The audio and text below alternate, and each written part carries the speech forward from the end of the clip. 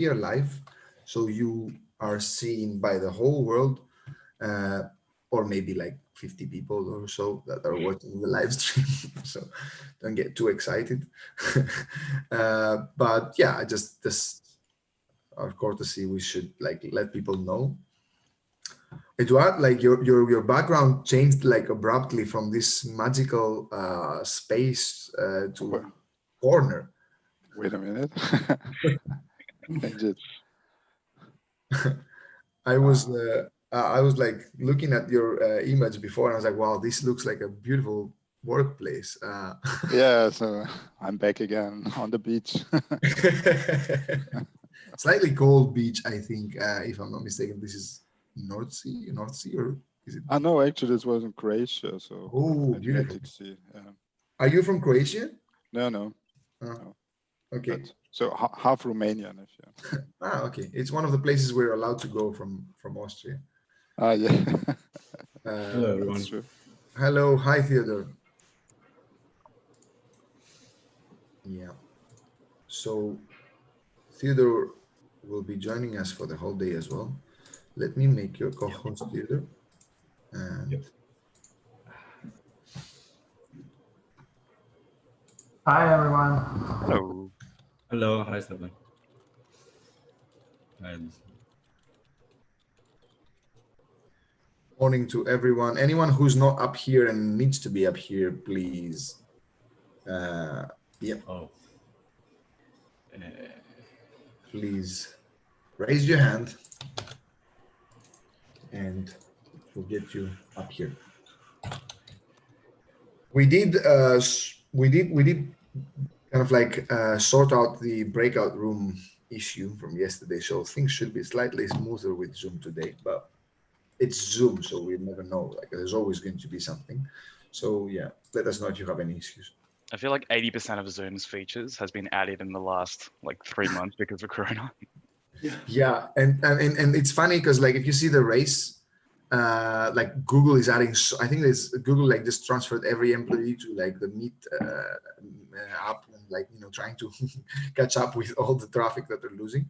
And it's quite an interesting race. But Zoom, because they had this massive like privacy kind of like, it's kind of fake, but like they supposedly not all of their like not all like the meetings were like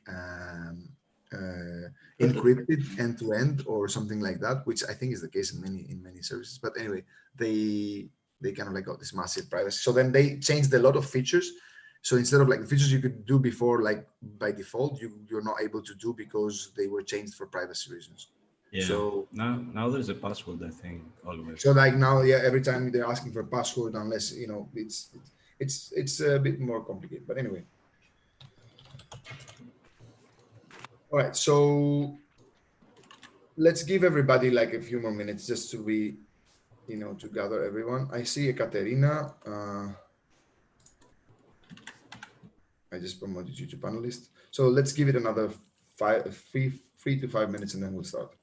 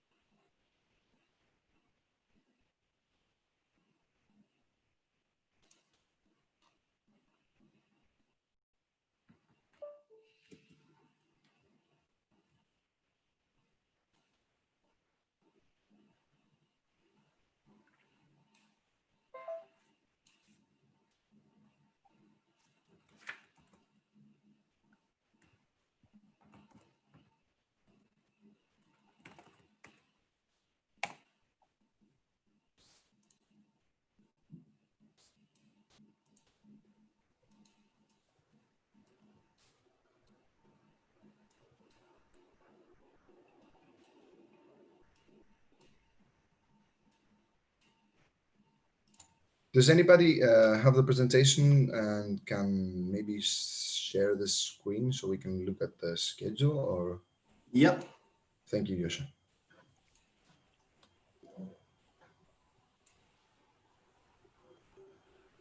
Super. I think we are like almost all here. Yeah. You have to allow me to share. Oh, sorry. Yeah, I should do that. Yeah, everybody can share. You should be able to do that now. Okay.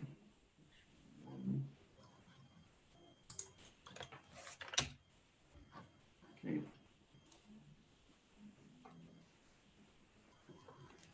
Okay, so this is like,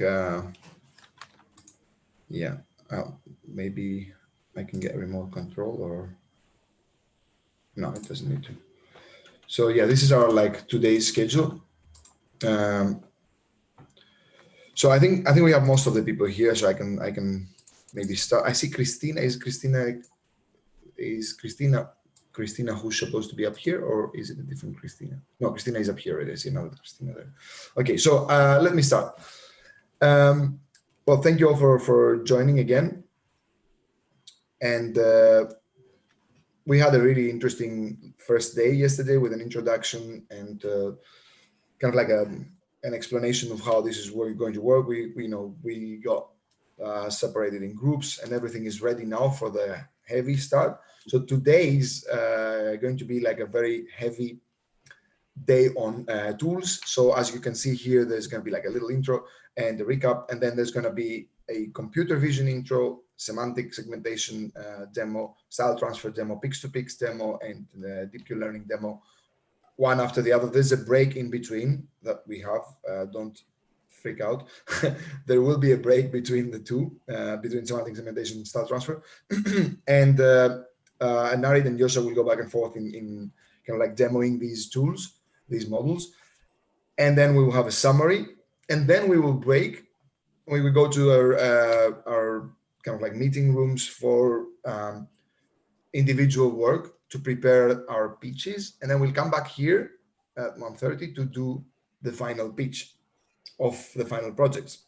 So a pretty packed day, and it would be great if kind of like we finish today with a very clear idea of what we'll be doing this week, with everything that we need to have in terms of like the models and data and the project like setup of the problem setup that we're gonna work on for the next days. I've seen already some groups started working, in their individual Slack channels, which is great. I'm happy for that. We are going to be rotating when we go into breakout rooms. We're going to be rotating to give advice to everyone, and well, we'll talk about the details of the project work later. But for now, let's all focus on getting the most out of this kind of like 2-hour introduction into the machine learning models. Okay, how excited are you on a scale from 9 to 10? Good. All right, awesome. So I'll hand over to Yosha now, who can start the introduction to computer vision. Yeah, great. So I will start. Now we talk about computer vision and convolutional neural networks to kind of get an understanding how computers see images and make sense out of them. Because we have actually 3 out of our 4 models we presented yesterday heavily rely on these kind of convolutional neural networks. They all have in common that they work with some sort of bitmap related data. And there are also, actually also for the deep learning network here, there are versions of that use convolutional neural networks in a slightly other way, but it's still similar. And the reason why all these models makes use of CNNs is that they are very good for data sets where data points such as pixels are somewhat spatially related to one another.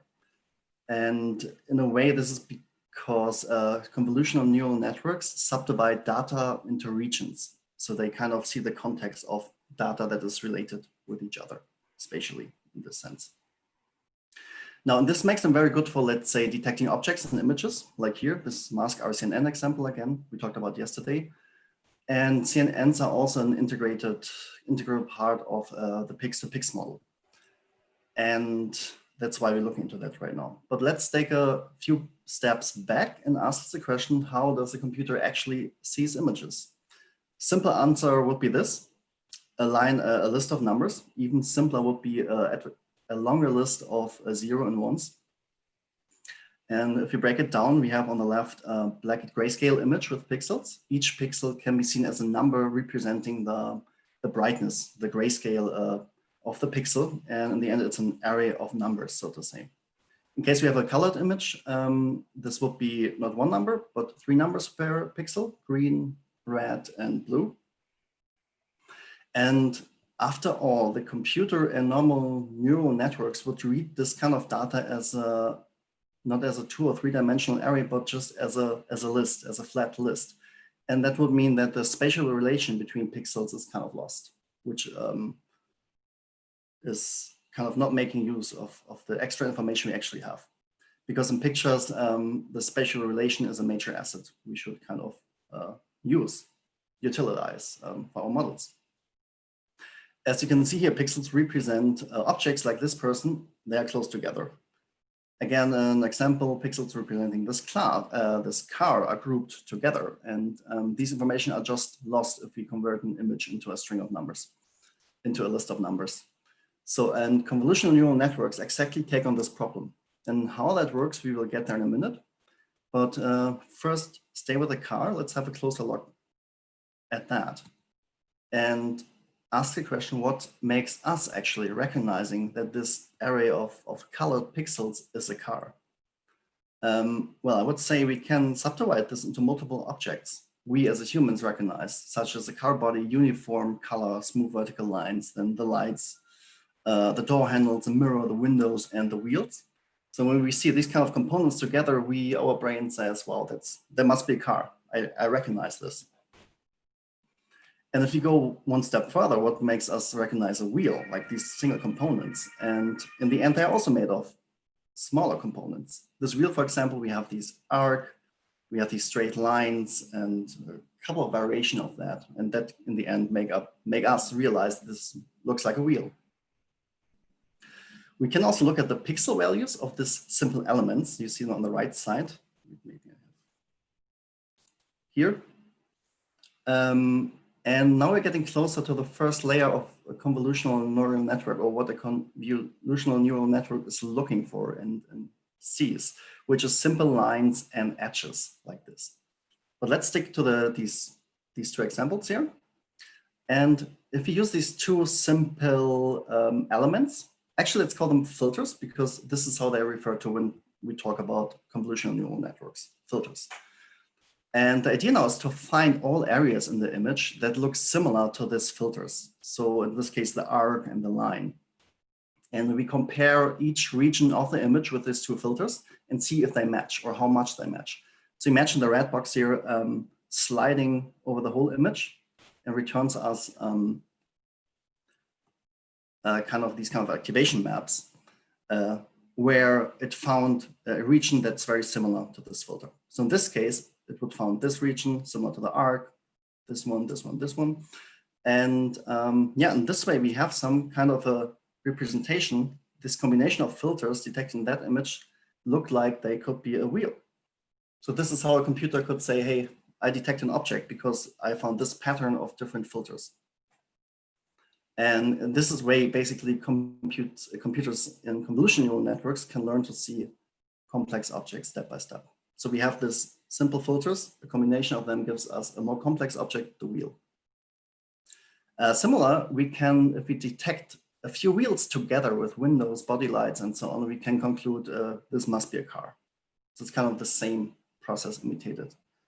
And yeah, to conclude this high-level explanation for how computer sees, we go from small objects, very simple ones, to slightly more complex until we can detect complex objects as complex as cars. And convolutional neural networks are especially good in doing that. Here's another example. This is quite interesting because it shows what an actual convolutional neural network sees. And so on the left side, you see like the simple filter. our example of the art, but also these kind of blurry lines, gradients, and some colors. So this is kind of the first step in a convolutional neural network it looks for. Then the next layers, when it's able to detect more complex objects, you see this kind of textures in this example, and later even objects. This could be a clock, maybe some dog face or something, until it gets much more complex scenes. Like this looks like a bunch of chickens in a way. And here's another example where the network was trained for different objects: faces, cars, elephants, and chairs. And here we start. We see all the basic filters are quite similar. They actually can be the same, but as we go to higher levels to detect more complex objects, they change. Like here we have noses and eyes and so on. And finally, from these things, we can assemble faces. And for cars, it looks a bit different. Here, wheel, and for elephants, of course, as well. So that's quite interesting. Now, this is an architecture of a convolutional neural network. Don't worry, we will go through it step by step. And afterwards, the same sequence. We go input image, then we detect very basic features, simple ones, and then we go up until we can get cars or elephants or whatever. So here again, the example, we have like our car image. We run the basic filters around it. We get slightly more complex filters on the next layer, and so on and so forth until we get to the solution. Okay, but let's have a look in more detail. This is, and jump into the first convolutional layer here. And let's say this here is our input image. The pixel values are normalized between -1 and 1. It's a black and white image, so to say. And on this side, on the right side here, we see a filter, sometimes also called kernel, that could represent vertical black line. So again, the ones means black and the zeros means white. Now, convolution is nothing else than striding a filter over all areas of this image here to check how similar the region is to the image. Let's do that. So this is a simple matrix multiplication in the end. We multiply this matrix with this area of the image. So in this case, the first field of the image is multiplied with the first field of the matrix, and so on. And the result in this case is a 0 because they don't overlay so much. They are not very similar. This region of the image is not so similar with this filter. We continue, we slide to the left side, to the next one. Again, not very similar. Here again, not very similar. But finally, we found an area that matches this filter a bit better. Not perfectly, but a bit better. And we can represent our original image now with feature maps like this. So here we have our original image, and this will be the feature map where we actually say, this region of the image is similar to our filter. And this could be a line, later on this could be a wheel, and so on. But this is like the very basic start. Now in our car example, we detect the wheel by using not just one filter, but 6 in this case. So we have the different rotated arcs, we have the different lines here, and we run them over the whole image. And we get out of them this 6 feature maps. So it's the 6 feature maps here. So this line, for example, was detected here in this region. That's why we get a high activation visualized in red in these regions.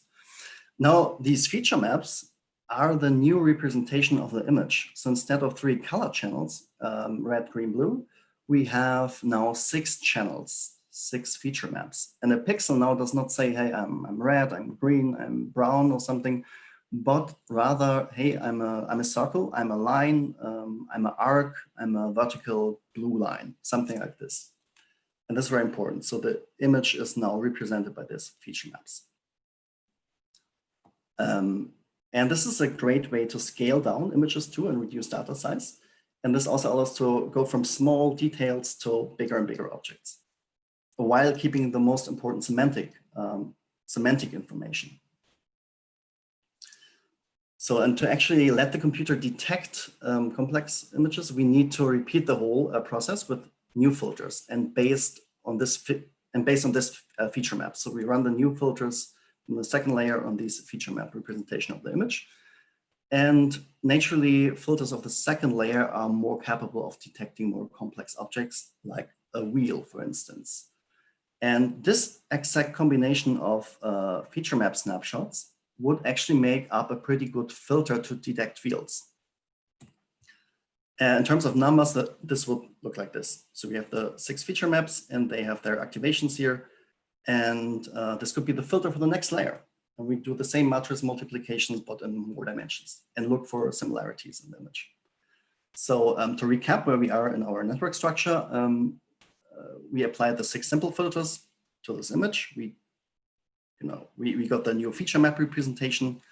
And now we have a new set of filters we're going to apply to this representation of the image based on feature maps. Now, this pooling one layer here is basically to scale down the image and the data set, so it makes it computationally more efficient, because having these machine learning models images used to be almost impossible because of you have millions of pixels, 100,000 of pixels and data points. So one key point of convolutional neural network is also to manage this amount of data by only keeping the most selecting for the most important semantic information. However, the image is now represented by this 6 feature maps. So on, we repeat the same process again, but with new filters, more complex ones here. Wheel example. Now, these new filters we use to scan through the image once more. And this could be the result of a feature map for a car, for this car image. So where the actual wheel is, we get a high activation for this filter. Of course, we would use many more such filters, let's say for lights, let's say for the car body, that's good in detecting surfaces of similar colors and smooth vertical lines. And once again, the representation of the image changed. Now it's represented by these 3 feature maps here, indicating here was something that looked similar to a wheel, to lights, or to the car body. And just know the actual image in the background is just for us to not get lost. The computer does not see these kind of RGB values anymore, only the feature maps. Now again, if you take this particular combination of feature maps, this would make a very good filter to detect a car. In terms of numbers, it could look like this. So whenever we find this kind of combination in an image, this would mean this is probably a car. Let's do that. So here we have the car image again. We apply this filter to this image, and we would get this as a feature map back. And the region that matched well with the car filter show a high activation, visualized in red. And yeah,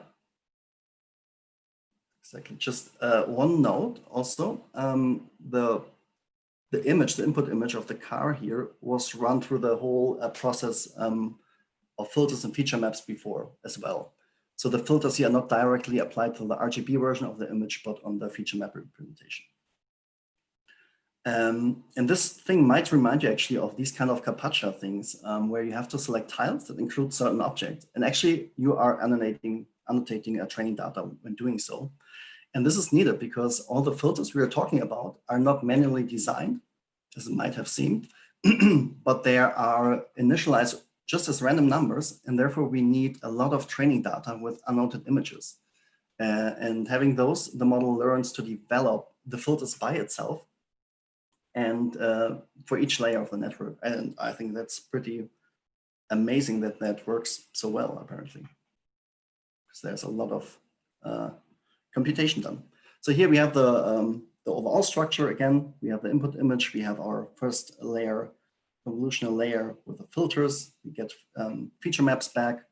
We scale down the data a bit. Then we have new filters, also be, I don't know, as many, maybe 12. We get a new representation of feature maps. They detect now more complex objects like wheels or door handles. And based on that, we can finally detect as complex things as cars. The last part I skip for now. Basically, this representation would be fed into a normal neural network, artificial neural network. And in this example, it's a classification if it's a car, a dog, or a human. Yeah. But for now, it's more important to see how the computer makes sense of images. Then I have this nice video here. Can I play it? Which shows the whole process again in a very, no. Oop.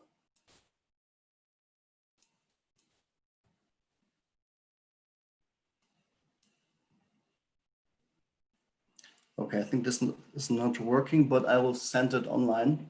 It's quite interesting. It basically visualizes the whole process of going from the first layer through the very end and detecting whether this is the letter A, B, or C. So I will send it later. Yeah, so this was an overview of computer vision and a brief introduction to convolutional neural networks.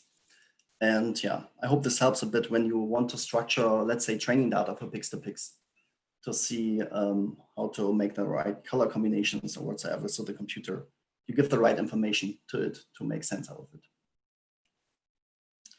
Good. Then it's time for Nara to start the first demo. Great. Thanks for that, Josh. So any questions, of course. Yeah.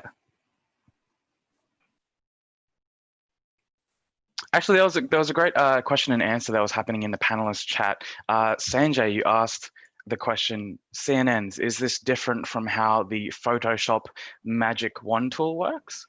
And Adderson, thank you for answering that. I love that with a question mark. And Adderson says, I think the Magic Wand just looks for similar colors in touch with the pixel you applied it on.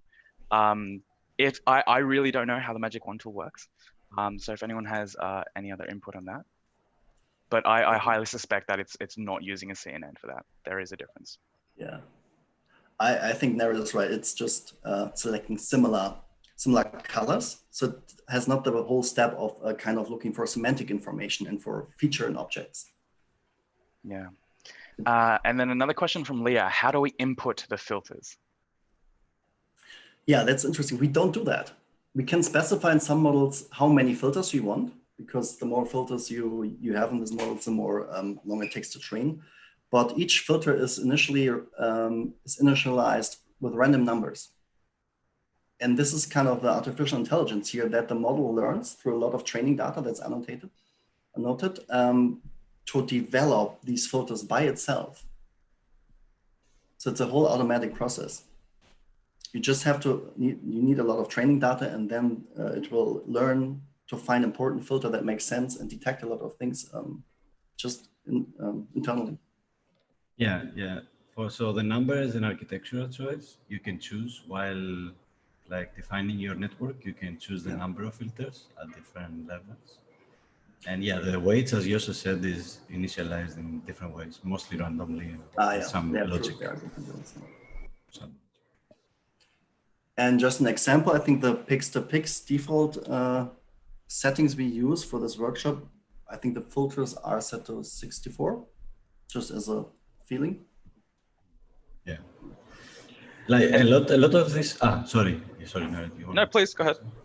So I was going to say that a lot of this architectural engineering for AI, machine learning, not AI, is really like, how can I say, is a bit of magic. Like, it's really a practitioner's thing. So like, it's not so much guided. Of course, it's guided by theory. There is like, very heavy mathematics behind it, but there is most of the progress we see nowadays is really software engineers like bringing some domain knowledge and really nice tricks on top of this architecture. So there is a lot of kind of like intuition going on in this, how to build this stuff. I think that's a good point also why sometimes the use of these kind of networks, machine learning models, it's problematic because it remains kind of a black box. I think even experts don't know exactly what's happening inside their network architecture. And sometimes, for instance, if you need transparency for certain things that you need to say, this is why I came to this conclusion. I hear that like in some policy making applications, they decide against these kind of models in order to have full transparency. Yeah, so if you remember from like the first lecture where we talked about some algorithms that were given the power to make decisions, for instance, the compass algorithm that determined how likely it was for criminals to recommit crimes. A lot of the times people would want that algorithm to not be what's known as a black box, a type of algorithm where you can't interpret the reasons why the algorithm chose what it chose. And so more often than not, decision trees and other more more transparent algorithms are used for that. Which is why we should always like impose this this keeping the human in the loop, this validation of what the algorithm decides upon. Another question from Abir. Abir asked, is there a specific method or format to write the number? Because it seems like modeling. Abir, if you could just hop on the camera and turn on your mic. What do you mean by the number? What number are we talking about here? Thank you. Sorry guys, I will talk. I mean just the specific method to write this number, because if the computer can understand these numbers, so I think there is a specific method to write this number. So the numbers that define the filters, is that your question? Yeah. Right. Yeah. So is there a specific method or format? Most of that will be defined by the libraries and packages that give these algorithms to you at a very, very high level. But as kind of alluded to by Yosha previously, these numbers are not something that we can assign. It is something that is eventually learned by the algorithm. Okay. In terms of what we do have control over, these idea of how many filters we allow the network to have, this is something that we are in control of. For instance, we can have a convolutional neural network with one layer with 64 filters on it, right? And then Theodore was kind of pointing this out as well, that there's no hard and fast rules for what these numbers, so how many layers, how many filters per layer, should be. It's very dependent on your context. It's very dependent on your problem. And over time, as you start to apply machine learning more and more specifically to that problem, you'll start to gain some intuitions about what number is suitable there, what type of architecture is suitable there. But yeah. Yeah, thank you. Yeah.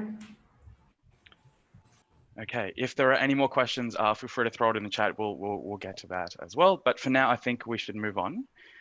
Josh, do you mind if I take over sharing the screen? Thank you. What we'll be doing now is your first practical follow along demo. So I'll be sharing my screen that's currently showing Google Colab. And I'm going to ask all of you participants to go open a browser, type in Google Colab, and start up here a new notebook. Now, if there's any point in this entire process where anyone feels like they're falling behind, please unmute yourself and say, hey, nerd, slow down. And we'll be more than happy to accommodate. So what we'll be doing in this first session, as shown on the schedule, was to talk about how to get data from Mapillary. We asked you all before the workshop to make an Mapillary account. We'll be using Mapillary to automatically get Street View images. Next, we'll be playing around with semantic segmentation, taking these Street View images and seeing how a pre-trained model, an already trained model, can give us the masks. So what part of the image shows what object. And then finally, we'll do a little bit of style transfer. But I think, so everyone get to this point here. And in the meanwhile, kind of open up Mapillary, get to the dashboard and have your developers page open. Has anyone not gone through the installation process and setup process and not made a Mapillary account? Okay, well, if anyone has any issues, we should be able to sort that out maybe afterwards in the Slack.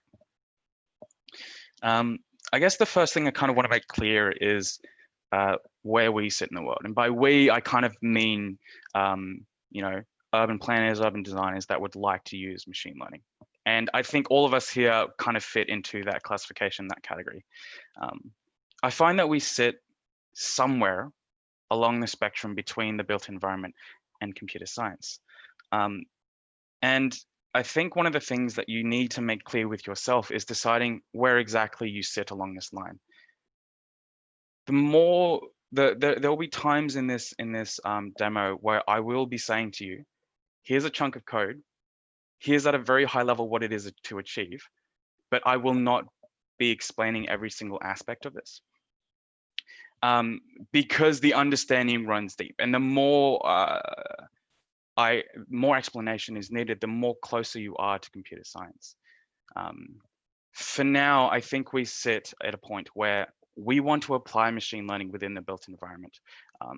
We don't need to particularly understand every single mathematical and computational operation that's happening inside these algorithms. We should be aware that they exist. We should be aware that they have implications. But for now, we just care about the application. And that's the focus of today.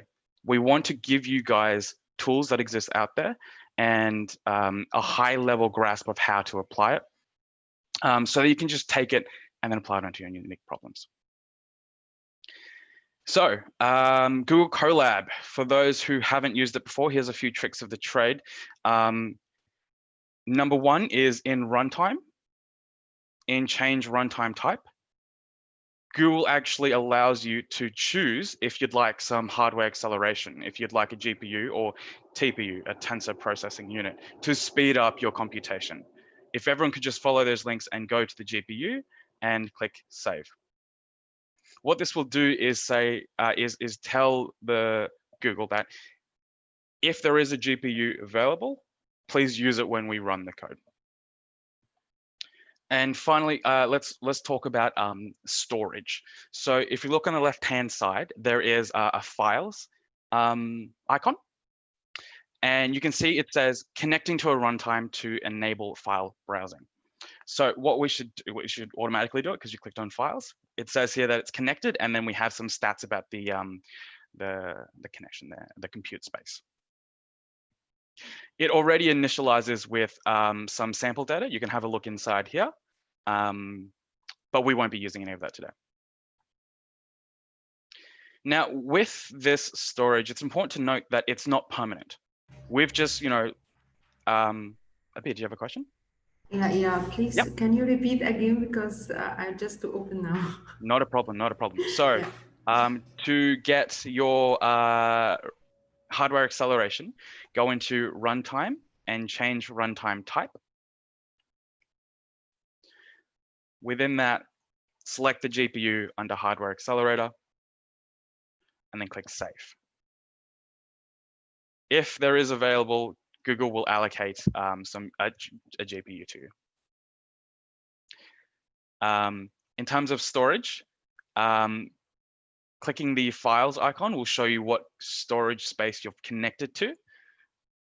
By default, you're being allocated this default drive with some sample data on it. A point that I'd like to make clear is that this isn't permanent. So if you add files into here, be sure you download it if it's important to you, to your local machine, or do things called like mounting, which is connecting your own Google Drive to it. And I'll actually show that now. So this here is your coding space. Let's add a text block here. Still use that one. And then double click to edit it. This text block is a way to write Markdown. For those who don't know what Markdown is, it's a great way of note taking that takes a little bit of syntax and symbols to do very quick things. For instance, a hashtag with a space after it indicates a title. So we'll have intro to Colab as the title here. And then if we click away from it, you'll see this as a title level bit of text. So let's go back into this text block. Enter a couple of times. Also, I might actually make this a tad bigger. Enter a couple of times. And I want to show you guys how to mount your own Google Drive. So storage.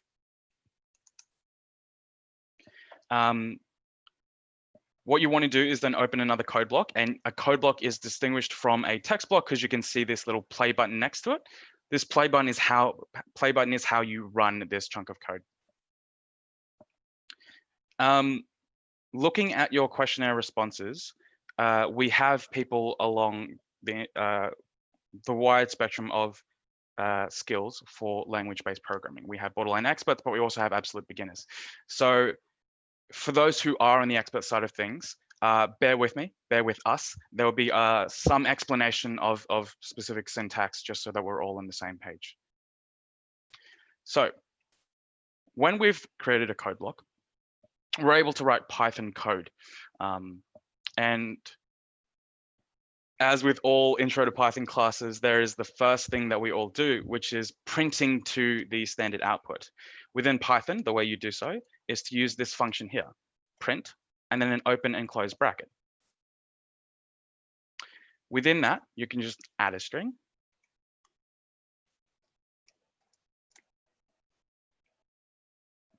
Add whatever you want. Make sure you put quotation marks there. The specific type of quotation marks doesn't matter as long as it's the same. And then if you click run, you'll see hello world printed out. Simple as that.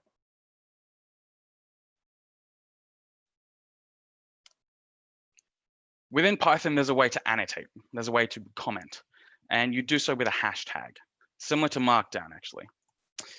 What we want to do now, because we're talking about storage, is how we can have more permanence with your storage space. We'll be mounting your Google Drive. So mounting a Google Drive. I like to add comments here so that when I look later at the code, I know exactly what that chunk of code is doing without having to interpret that and digest that again. Now within Python, we often stand on the shoulders of giants and import modules and packages, similar to saying Grasshopper, you pulling in a plugin, by the following syntax. From, well, actually, you could do things like import, and let's say if we want to import, say, TensorFlow, which is a common machine learning library, you can simply say import TensorFlow, and then from now on, you can then use TensorFlow and then dot, and then all the different modules and packages within the TensorFlow library. There's also another way of importing packages, specifically from submodules within a package or a library, and you can use the syntax from. And to mount a drive, we want to specifically use Google's and Colab's drive module. So from Google Colab, we'd like to import drive. And then to mount your drive, you take what you've imported, drive, and then run the function / method mount. Now within mount, we've got to designate exactly where we'd like to put it within our current drive space. Note that this is an up folder. So 2 dots often refers to going up a folder. And we're actually currently in /content. So we start out with /content, and then we'll put our drive into another folder. Let's call it G drive. So running this, you'll get sent to a, it will output a link. If you go to that link, you can then select which account you'd like to link, sign into Google, allow it to, and then you copy this token here. Copying this token allows this drive that you've just signed into authorization to be added to your storage space here. From there, you're able to take files from that storage space, write files to it, and it's all connected. Take that token, paste it within here, and click enter.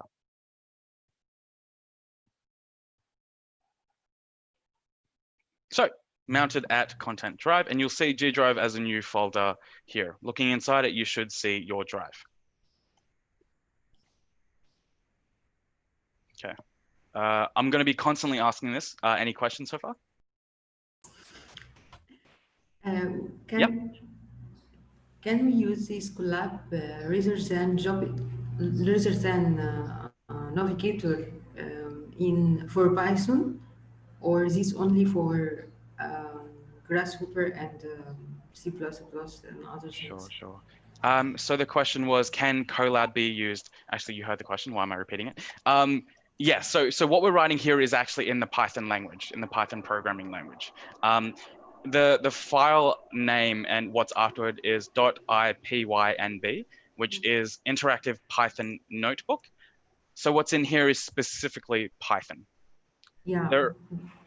because there is also a program I dealing with. It's named Jupyter Yep. and the navigator. So I just make like confusion for me. That's this good or not this good. I don't know. Yeah. So yeah, I'm just to So understand the situation. yeah. Yeah, You yeah, mentioned the tool Jupyter, which is yeah. another way to write interactive Python notebook files and run it as well. Jupyter does so locally on your machine, but with Colab, you can do it on the cloud, and you can use Google's compute space all for free, and you can use the GPU and so on and so forth. So this specifically for specific thing like image or shapes. Here can use Colab, or we have to use all Colab and Jupyter for the same job.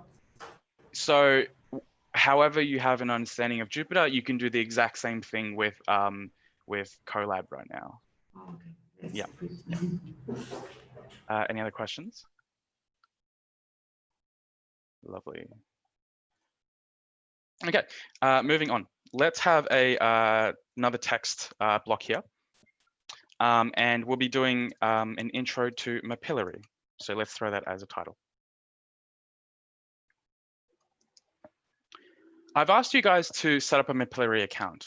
And if you go to the developers tab in your dashboard, you should have one app with your client ID and authentication URL, so on and so forth.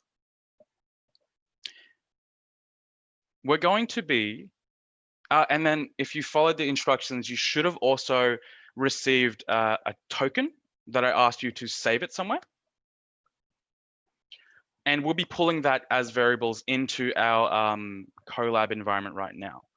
What we care about is our client ID. And in Python, the way we assign data to variables is by simply saying the variable name equals, and then what we want.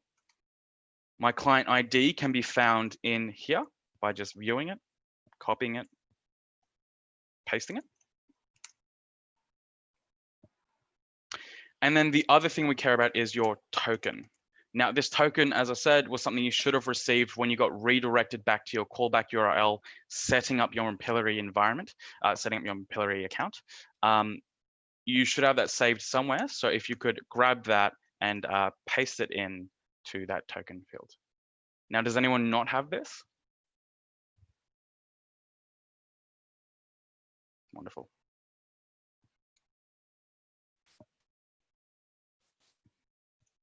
Oh, we have a raised hand. I'm sorry, could you show us where to take this token? Because I think I failed to take this one. Not a problem. So this is actually a lengthy explanation. If you could go back to the software setup PDF that we sent you all, go down to the bottom where it says mapillary setup and follow those steps there to get your token. For now, just leave it as an empty string like so. And then a little bit later when we take a break, I'd like you to actually go through those steps and fill this in with your token. Please and thank you.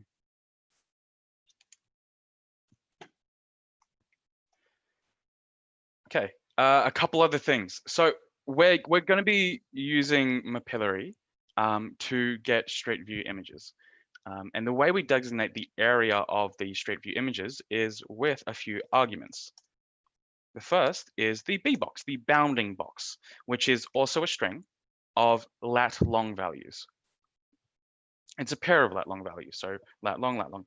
And there's this great app called Box Finder. I'll actually throw this into the chat as well.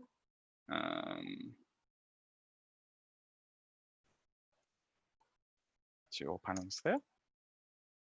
That allows you to go anywhere in the world, draw a box, and then you get the exact coordinates there. And we'll be using that. So, whoopsie. Go to wherever you'd like to in the world. We have the playground model as the Elsa has shown you yesterday in Vienna. So that's what I'll be doing here. And just select some area, not too large, with this rectangle tool in the top left. Let's say this here.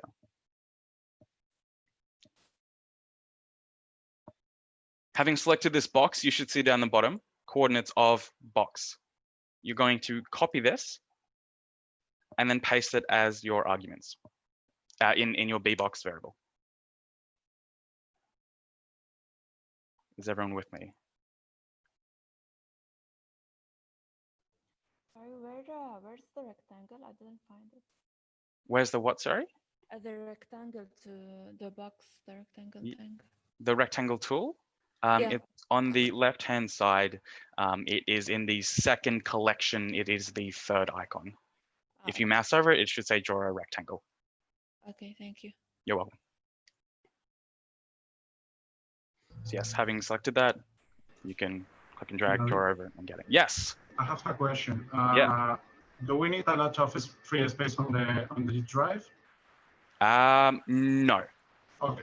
So yeah, good question. I showed you how to link your G drive and gave you that option of if you want to store it in there. Also note that in this, the little stats about the compute space we've connected to, it says that we have, I'm pointing at my screen, disk 31.47 gigabytes out of 68 gigabytes. So we could actually use just the space provided to us in this instance. The downside to that, of course, is that it's not permanent and any data you save onto that will go away. The problem with G-Drive sometimes is very slow for querying data. When you need to query a lot of data, it just goes down the speed of the processing. Right? Not sure actually.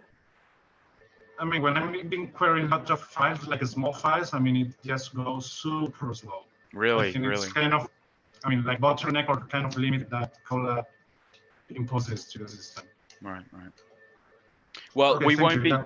Yeah, of course. Just a comment, we won't be doing too much with moving a lot of files around. If that does prove to be a problem, we can troubleshoot that a bit later. Anyone else have any questions? Okie dokes. So we've selected the bounding box of where we'd like our street. So Leah, you mentioned where do we take the coordinates from? The coordinates, after you have selected your bounding box, are in the bottom. There are 4 things there. There's mouse, box, map, and center. You're going to take the 4 numbers right after box. And in terms of like, where you should select, select anywhere. Not too big. Next, we'd like to designate a folder where we want the Street View images to be saved to. We'll say that is our output dir, our output directory. And again, it'll be a string. And for now, I don't particularly want to save it in my drive. You don't have to. You can if you want. You don't have to. I want it in a folder called data and output images. This could be anything. It doesn't need to exist. The code that we'll write will create this folder. And you designate subfolders with the / here.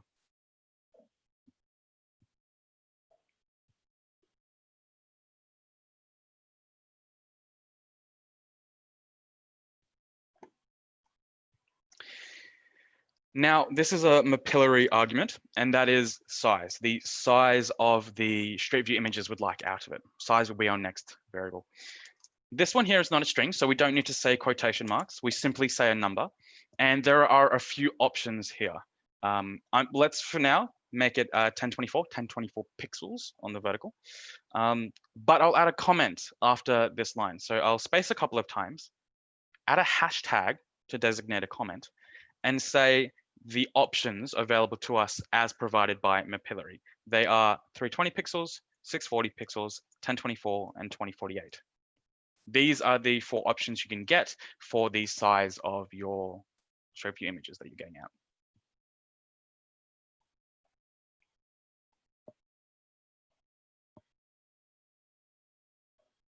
Now, to take these variables, because we're just writing it.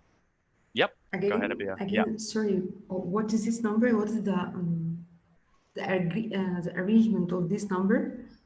This number here is the size of the Street View images we will be getting from Mapillary.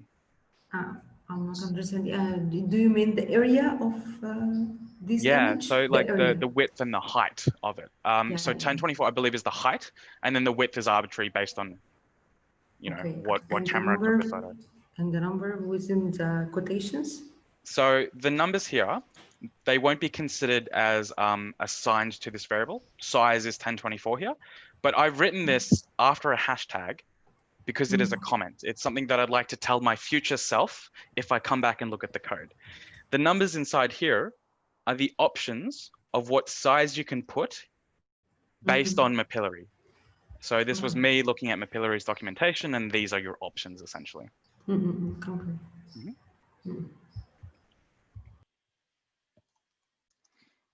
Another code block. We're going to be importing a couple of other modules and a couple other libraries to help us make the requests and make this directory here and get the straight view images in the end. So the modules we'll import is requests with a plural, imp requests. And from the library pathlib, we want to import path, capital P. Capitalization matters.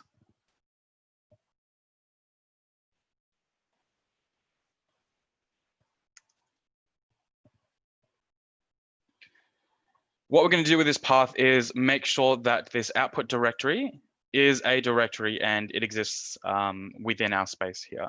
So we'll say that we're going to create a path object, which is I'm actually going to leave that there. We're going to take the output directory as we've assigned as this string here, data/output images or whatever you've placed, and add that as the argument for this path object.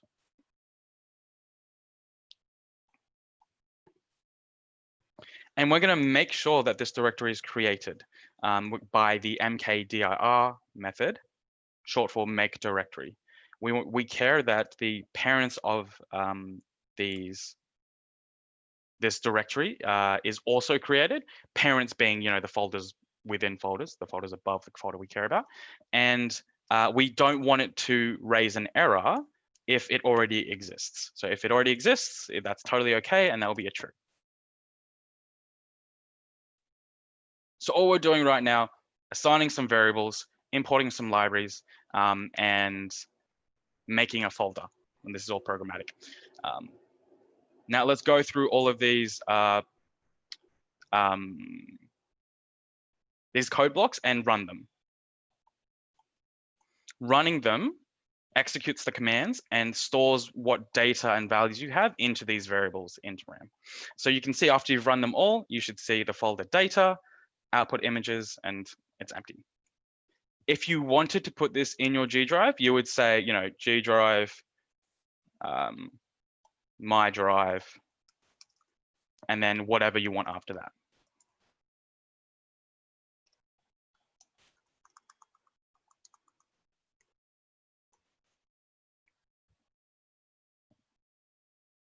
Next, let's make the request to the Mapillary API so we can get the data back that has the straight view images. So comment, this is the block for making a request. And when making requests to an API, you do so to a URL. That URL is something that I'll be copying and pasting to you, so you don't have to write it all out.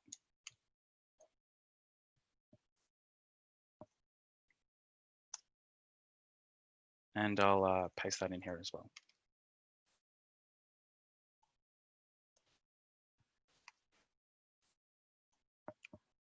So notice the F in front of the quotation mark. This is what's known as a format string, and it's a way to say a string with variables. This is a way to say, put the B box, this string up here, into this string below. We do this with bbox and id.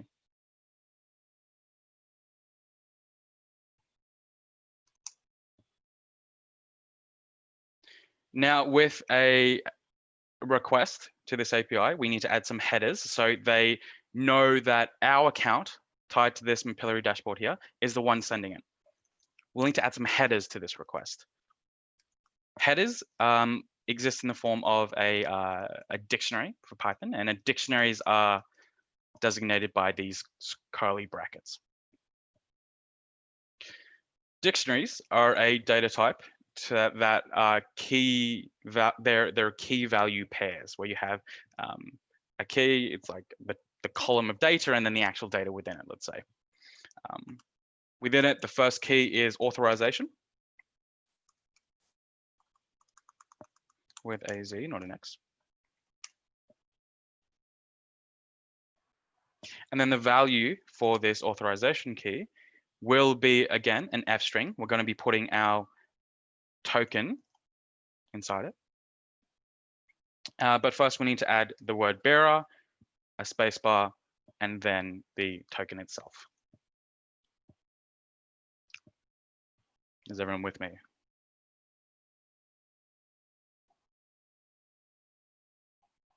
Cool.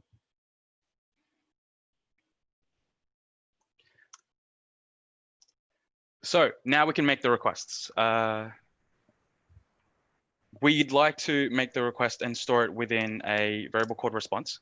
We'll be using the library we imported previously called requests. Did anyone have a question? Yes. Yep, go ahead, Bill.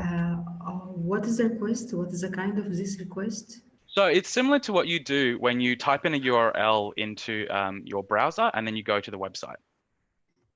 Yeah, okay. Yeah. So it's quite a similar thing. Imagine you're typing this into the search bar, and then the request is you going there and getting the data back. But this link also includes the coordinate of this place. Precisely. And the way we do that is through this F string, the format string. In Python, when you put an F in front of quotation marks, you're saying that here is a string where I would like to put variables inside. Okay, which is already identified in the arguments. Precisely. It's identified in argument, yes. Yeah, of course. That's interesting. Thank you. Okay. So we'll be making a request with the requests library. The request that we're going to make is known as a GET request. And the arguments for a GET request are the URL, which we've defined up here, and headers, which we've also defined as headers. So we're saying headers equals headers, which might seem a bit repetitive, but what this means in Python is that within this get command, there is an argument called headers, and we're going to assign the variable headers, this here, into that argument.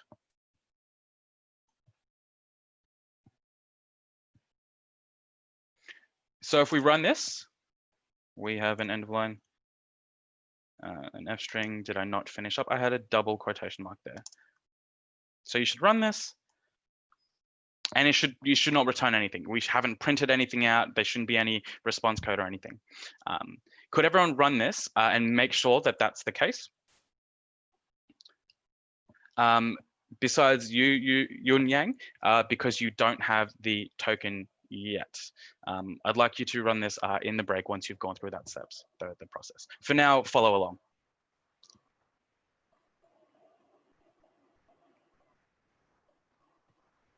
So let's have a look at this. Let's have a look at what came back.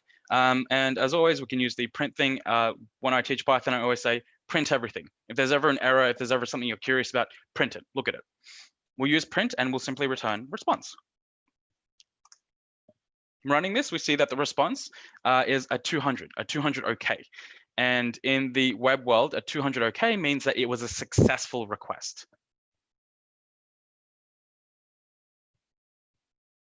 Now, we can get the data associated with this response by passing it as a JSON, by turning it into a JSON.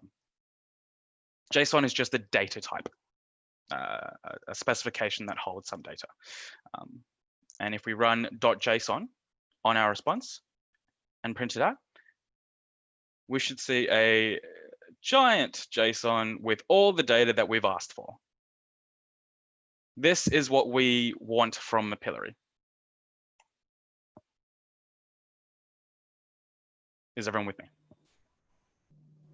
Arid. Yep. I didn't have the token, but when I run it, I still get the response. So Okay. I think the authentication is ID only in some cases. Very interesting. Can I ask, the response, is it quite lengthy? Does it have? Yep, it has the camera make, the camera model, and capture time, and so on. All right. Maybe you guys didn't need to go through the rigmarole of getting this token. Thank you for pointing that out. Yu Yang, is that the same for you? Can you actually run this and do you get an output?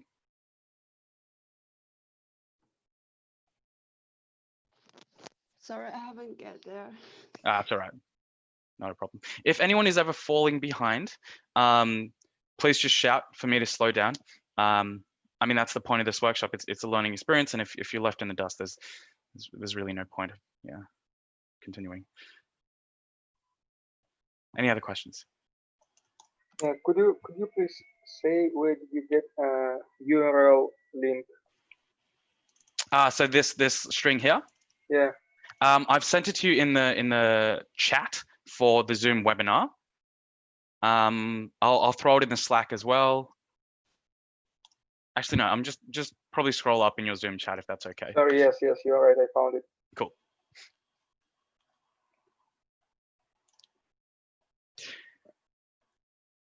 Okay, so we've printed out the JSON and it's this giant mess of data, and we've kind of asked for that. We've said, okay, here's a bounding box that we want to take all the straight view images of. And if you scroll across to the URL, at the end of the URL, we've said per page 1,000. So we're saying a maximum, we want to get 1,000 responses. Now note, 1,000 is the maximum you can get per request. This is a way for the Mapillary API to not get DDoSed. So it's a forced limitation here. Later on, I'll be sharing ways to get more than 1,000 if your bounding box is actually quite sizable. So we have this output here, this JSON string, and it's a bit messy. We can't really tell what's going on. And we can kind of see at the start here that it's a dictionary, first of all. The key here is, the first key is type, and the second one is feature collection. That's simply saying to us that the data that's returned is the type of feature collection. And then the next key are the features themselves. The value of this feature starts with a square bracket. And in Python, square brackets indicates a list. So let's look specifically at this feature list. I'm going to comment out this line above because we don't need to see this anymore. We already know it. And we're going to take the response, again, turn it into a JSON. We care now about this bit at the end. We don't care that it's a feature collection. We care about the features themselves. And the way you get the value from a dictionary is by taking the key and putting that within square brackets here. So response JSON returns this giant dictionary. We care about this value here, and this value here is under the key features, and that's how you get that features. Hi, I'm sorry to interrupt. All good? So like when I ran the print code, Yep. It gave me an error. It says name error name response is not defined. Error name response is not defined. Can you actually print that error into the Zoom web chat? Let's have a quick look at it. Did anyone else have this issue?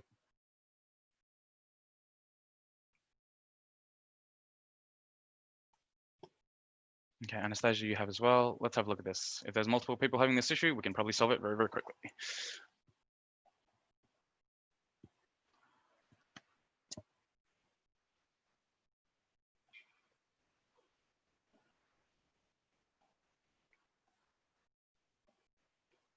Okay, so unexpected indent. Okay, so with Python,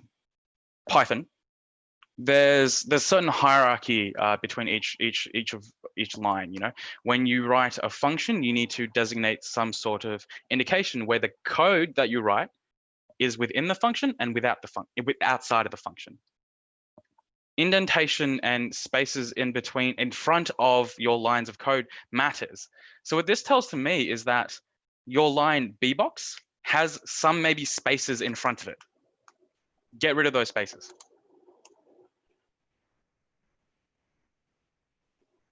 Indentation error, unexpected indent. Make sure that at the start of all your lines, there is no space at the start of it. Do that for all, run it again and tell me if you still come across that issue. Is anyone else having any issues? Great, Anastasia. Great, let's move on. So this bit of data that we care about, we're getting, again, just this list here. And let's actually assign it to a variable. We'll say data. Hi, can I get added back as panelist? Could someone from the team put Priyanka back? Cool. And because it is a list, and because we've asked for 1,000 images, it's a bit much to all see here. So let's just have a look at one. Let's just have a look at the first image. Let's see what's returned to us. The way we take the first item from a list is, again, by square brackets and an index, a number. As with a lot of coding languages, it's indexes and counting starts at 0. So this says from this list, let's have a look at this first item. From there, we take this, put it in the data variable, and let's print the data. Let's see what it is. Scrolling through, you'll see properties. You'll see CA, which is camera angle. And of course, you can know all this by going into Mapillary and looking through the documentation, understanding what data is sent back to you and what it means. So CA is the camera angle, the cardinal direction in which the photo was taken. You can see the camera make, which was Apple, the camera model, the time in which the photo was taken, and the key. The key is what we care about right now. This key is how we get the image.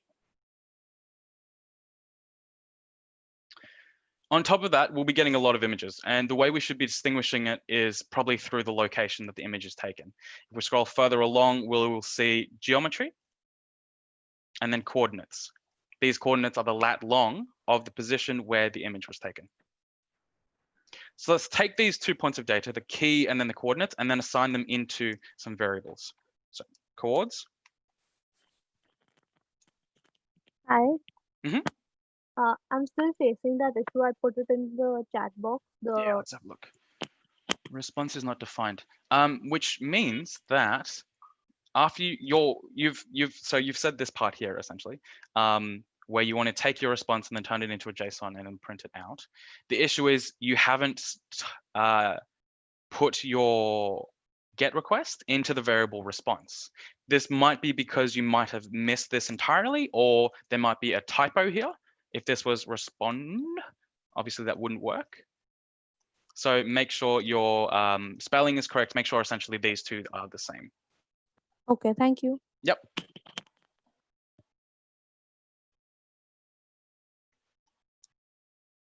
Okay, so back to assigning all the pertinent bits of information. Coords, the way we get it is we take the data. Within data, it falls under the geometry key. Again, we'll be using square brackets here. Let's take geometry, put it in there. It falls within coordinates.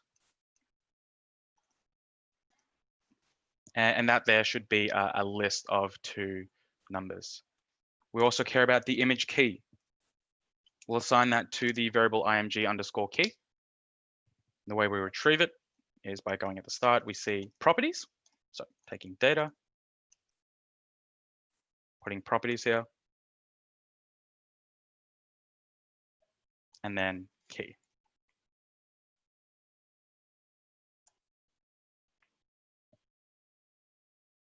We can confirm that we have the right data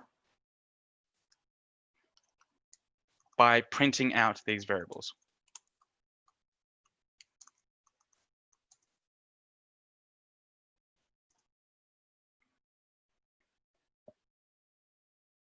What should come out is your coordinates as well as the image key.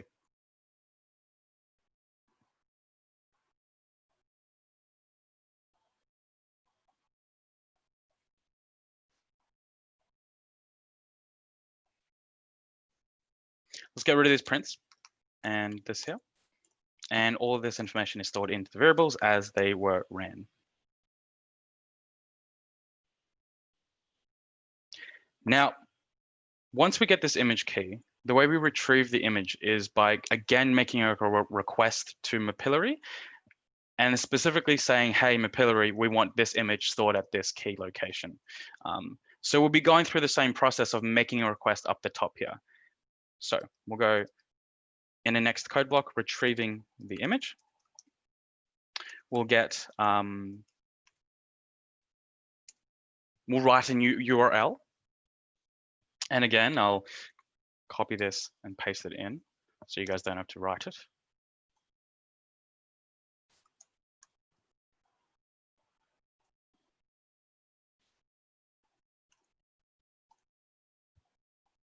The image key is being placed inside this URL, which was assigned at this variable, and the size is what we defined up the top here.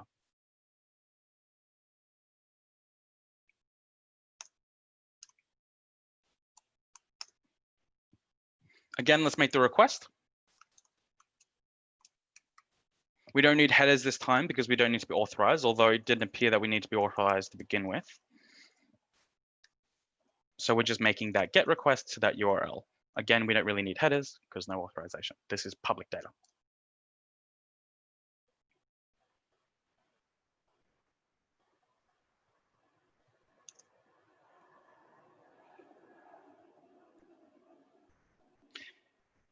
And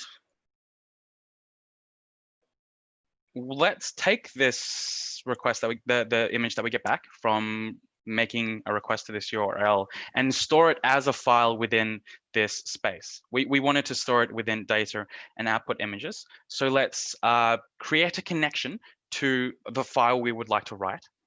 You do so with Python's open command. This with I'll explain in a moment. So we want to open the path to the file where we want the image to be saved. So it could be something like you want to save it at this high level. You can say output image.jpg.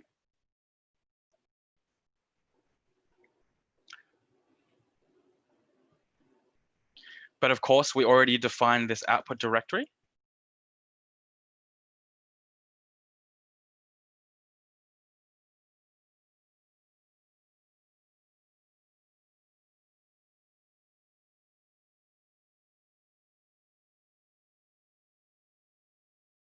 As .jpg within those folders.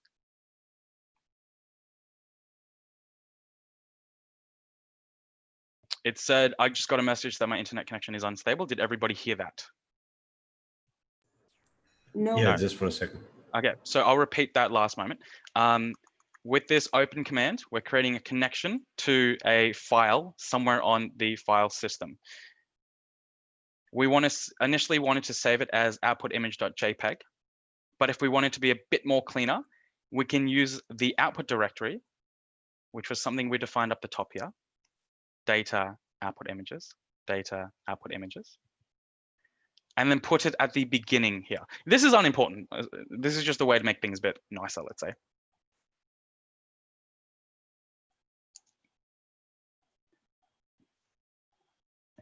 Within the open command, you need to specify what mode you're opening a file with. And right now we want to save a file. We want to write to the file, which is designated by another string as the second argument, W. And we're doing it with bytes.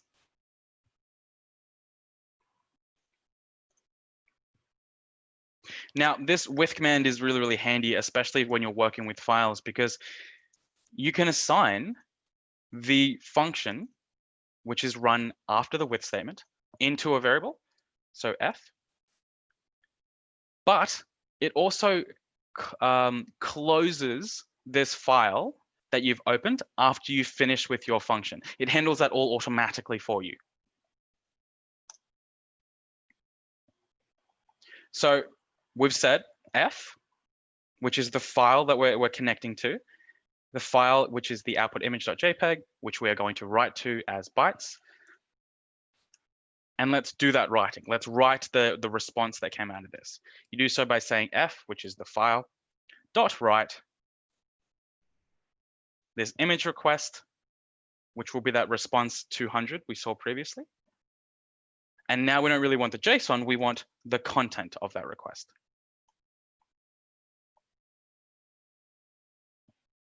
And if you were to run this, fingers crossed, you should see a new file saved in that folder. And if you double click that, you can open it and you can see the Street View image.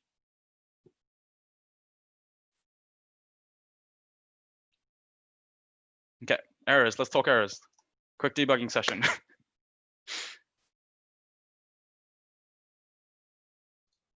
Sorry, where did you get image URL? So image URL is, again, something I've thrown up into the Zoom chat, just to save you from having to write it. Sorry. Yes, that's right, okay, man. That's okay. And of course, like when coding this up in the beginning, I was made aware of this URL by looking through the documentation of Mapillary. All APIs that allow access to data will have some kind of specific specification for which URL and what arguments and what bits of information you should be putting in that URL. Okay, name error, name image URL is not defined. So make sure that this string is assigned to this URL here. So this variable name, make sure that it's spelled correctly to this one in here.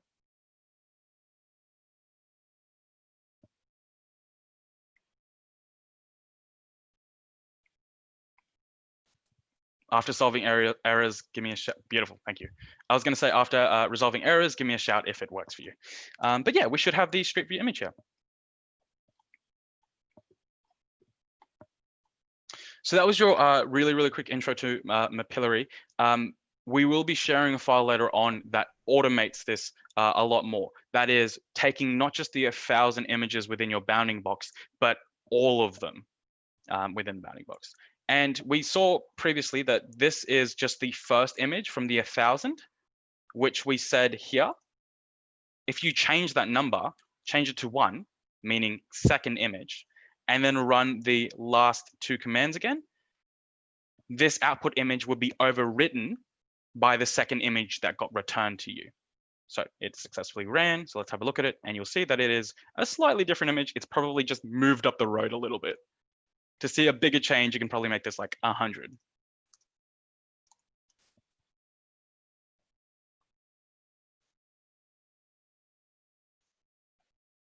There we go, different image.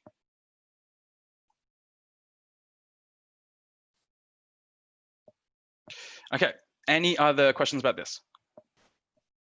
I have a question, please. Sure.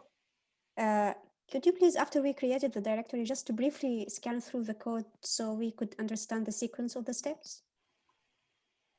After we created the directory, which is this. So making a request from here, yes? Yes. Yep. So from here, we've assigned all the arguments and variables to specify what Street View images we'd like in return.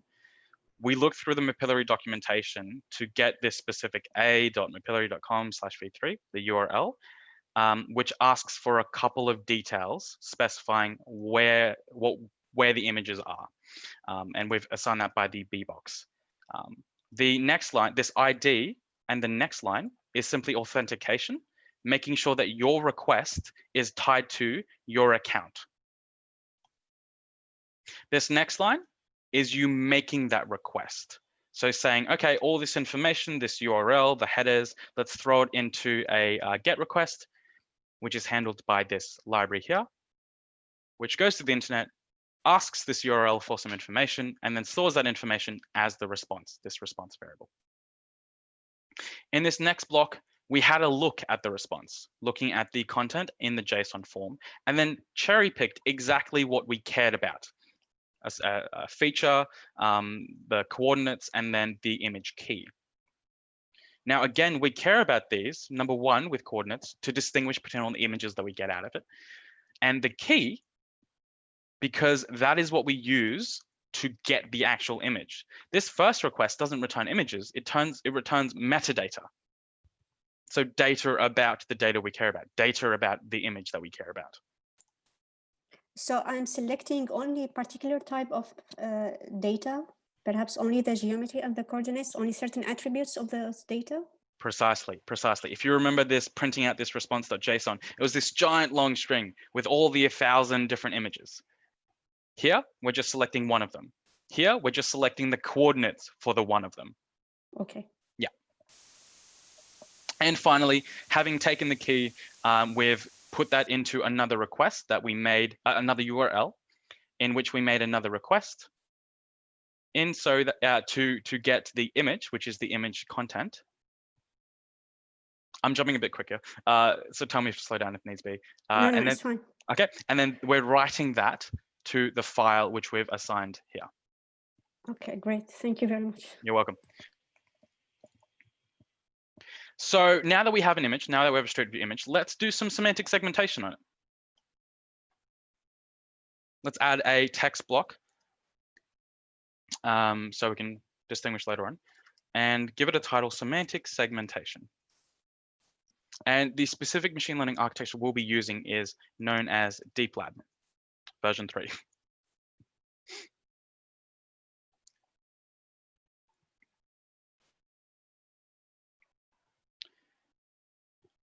I'm actually going to copy and paste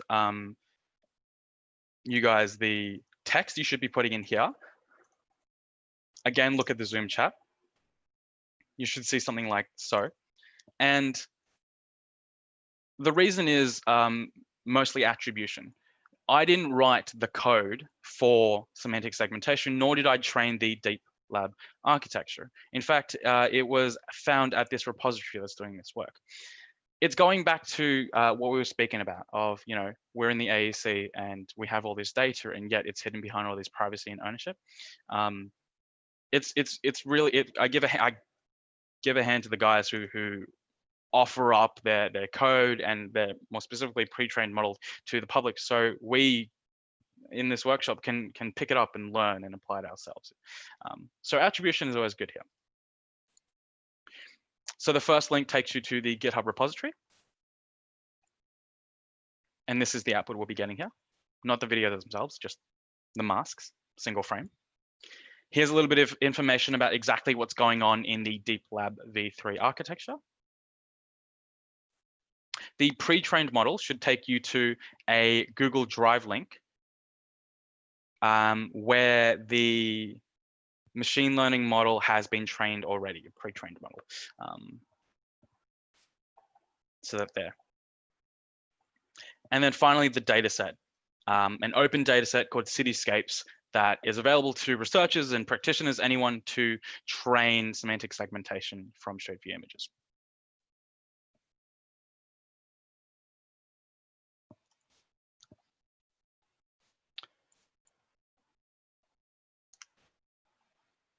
And again, I hate to say it, but the next part is going to be a large chunk of copy and paste. And this is actually really annoying to say because this really isn't learning. It's like taking something that exists out there and copy and pasting and doing it. But at a very high level, I kind of explain what is happening and explain why we're skipping over these parts. So in this, if you can copy and paste it into the next code block. This first chunk is cloning the repo, which is going to the repository on GitLab, on GitHub we saw previously, and taking that code and putting it within our environment. The next is updating the source code. So this code, as you can see, was last updated 10 months ago. No. Last commit was the 15th of December. This is the master. So it was a bit ago. And so we need to make sure that the code, all the libraries and all the packages that work for that on December 15th also work in this environment. As far as I know, there is a couple of differences that need to be updated, and that's what these lines are doing. It's going into these files in the repository and then changing that. If you're interested, feel free to dig into these commands, feel free to look into what exactly is being changed. But for now, just know that there are slight tweaks. And then finally, just a little bit of script to automatically download the pre-trained model and then put it into your drive space. And if you run this, it should do that for you. So you can see here, cloning the repository. Any questions? Yeah. Sorry, could you please post the download part as well? Because I think it's missing in the Zoom chat, isn't it? You are It absolutely looks like, correct. Yeah, it stopped. yeah, cool. What I'll do is I'll do each section individually. There might be a limit. Yeah, cool. Thanks. Thank you for pointing that out. ResNet 5, is that what it finishes at? No. So what I'll do is I'll have to do this in 2 parts. Lovely.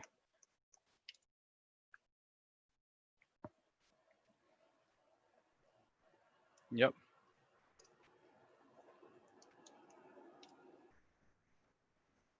Oh, this is getting messy.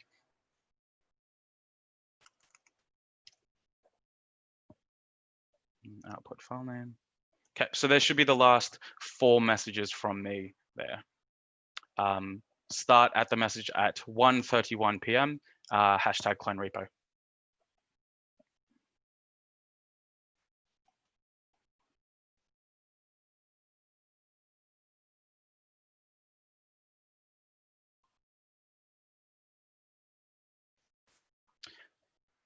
Now, if everyone can run it, you should see all the files that we see in the GitHub repo, from the paper that they put up there to the README file that shows this, in here. If anyone has any issues, if there are any other messages that's here that's different to what I see, please just tell me.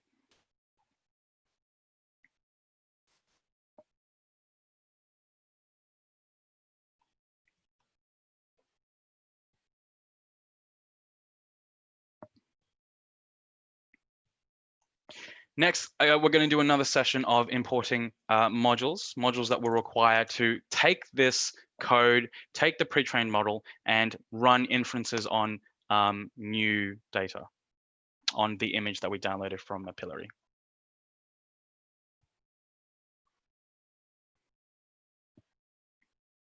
So the modules are, I'm just noticing the time here and we're a bit behind schedule. I'm going to go through this quite quickly.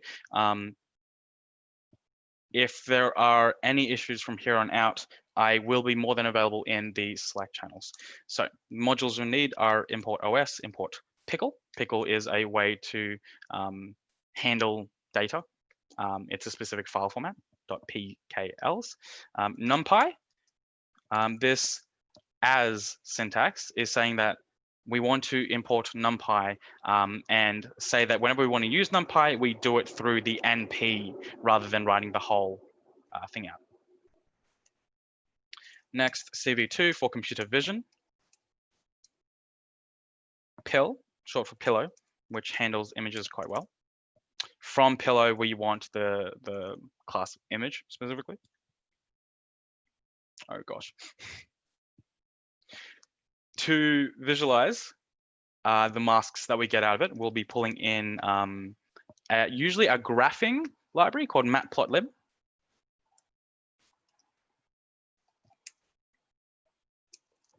But we'll be using it to visualize.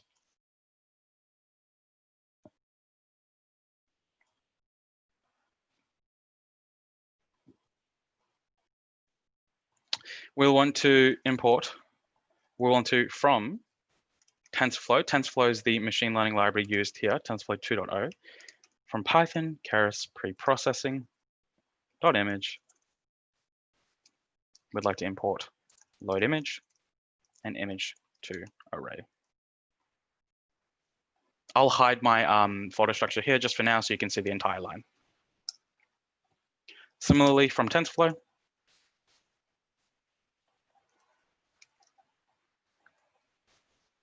we want to import something called ResNet 15, short for residual network. Sorry, 50, not 15. And that there is a quite well-known architecture for a convolutional neural net. Now, when we say architecture, and this is what Theodore was mentioning early on, the architecture of a neural net is how the specific layers of the neural network are defined, and a lot of other parameters for it.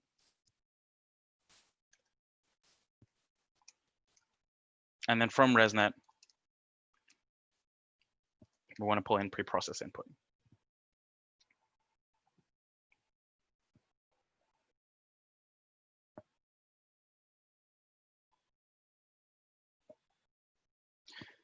One last thing we want to import, and this is actually something locally. So if we open up our file system, we should see the file deeplab.py. Double clicking it, you'll see the code within it. Specifically, there is the function as defined by this DEF syntax in Python, deeplab v3 plus, and this is the function that we care about. This is what we want to pull in. And the way we do so is saying from deeplab, referring to specifically this file here, deeplab.py, we want to import deeplab v3 plus. And that's all the modules you want to pull in. I'm going to close this again so you can see this entire line.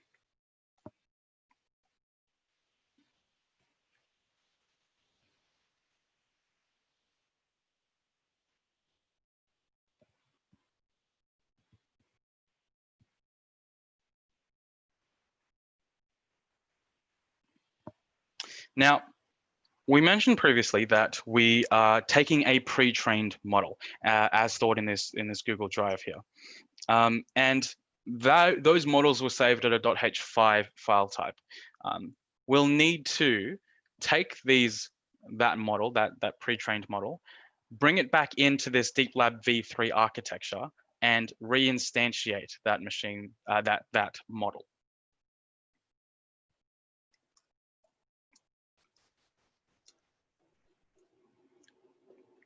So, looking at the files on the side, this cityscapes.dict PCL, this pickle file, designates the architecture of. Actually, no, I think this is the map. Not important. We'll get to it. So let's open that up.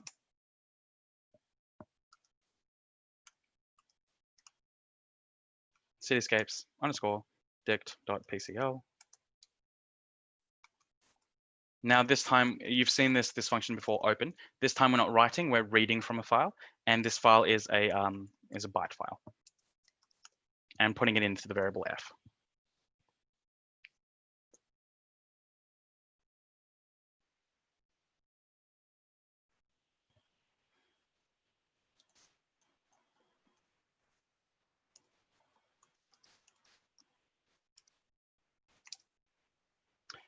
We're then creating a variable called ID to color. And from this here, this isn't actually the weights file. This here is the correlation between the color that we see in the output to the actual object it is in real life. So red being person, purple being road, so on and so forth. So we're going to use pickle to load that in, load that file in, and we'll take specifically from it the color map.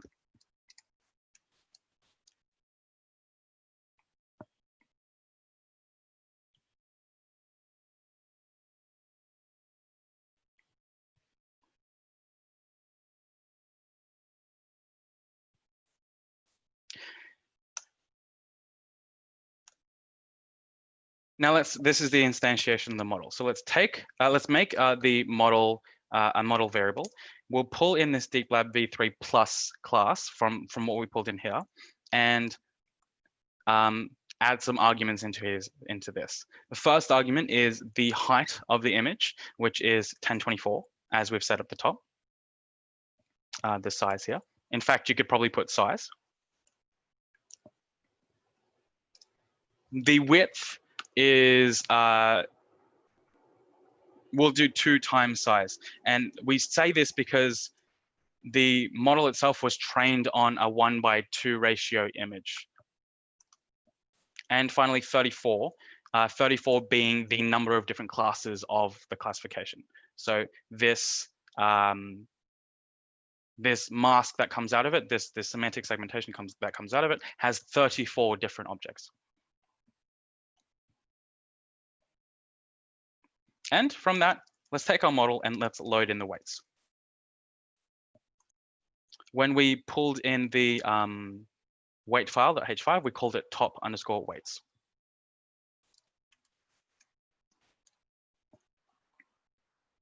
And running this, we should see the model instantiate.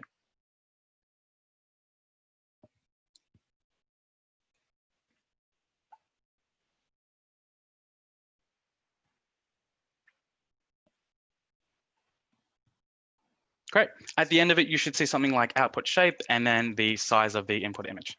I'm so conscious of time right now. It is 1:40 p.m. You guys have been sitting down for 2 hours, and I'm actually severely running over time. So what I'm going to have to do, unfortunately, is take the rest of the code, copy it and paste it here. I'm also going to give you this collab so you can do it yourself as well. There's no point needing to me write things and you following along there. I'm going to show you the output now, and then we can move through this quite quickly into other machine learning models and other demos we've created. So we're loading in the image, which is stored in data, output images, output images. You don't need to follow along for now. I'd like to just show you the results at the end. We'd like to resize it to this here.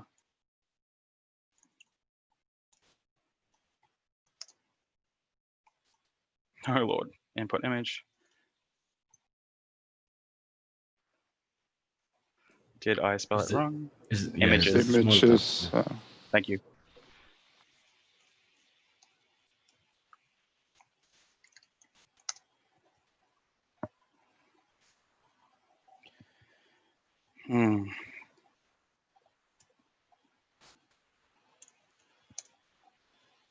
Give me 1 minute to debug this, and if I'm not able to within that, we will then go to the break and we'll come back with this resolved.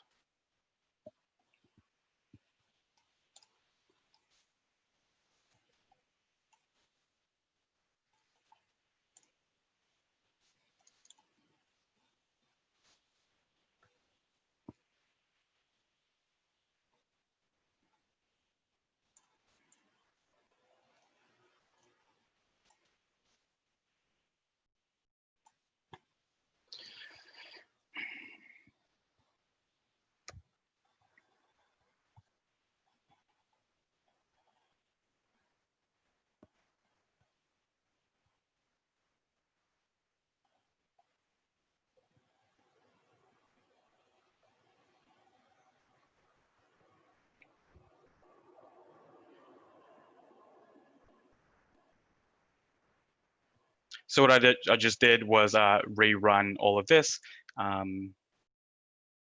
Yes, lovely, and an error, delightful. What I'm going to do is I'm going to show you the bit of code that I have running up here. So stop share, share screen, this one here. And this here would have been your output. So you would have seen your input images as pulled in from a pillory. This here being your mask that comes out of it. And this in between image is just like a 50% transparency between the two. And this should have worked right out of the box. You should have been able to take this code and apply it to your own images and get these masks out of it. From these masks, you can do so many things, such as determine how much sky is within this and do things like sky view factor. You can figure out and count how many pedestrians, how many cars, and things like that. But it didn't work, unfortunately. And I'll be debugging this within the break. But you guys, thank you for following along so far. I think we're going to skip the style transfer and put that into another session. For now, let's take a 10-minute break. I think you guys deserve it. You want to stop sharing your screen for a bit? Yeah, absolutely. How are you guys doing? Are you like, okay? Yeah. So we take 10 minutes. We reconvene at like 55, let's say. Yeah. Okay. I'll leave the live streaming on for the people who are attending. We'll be back in 10 minutes.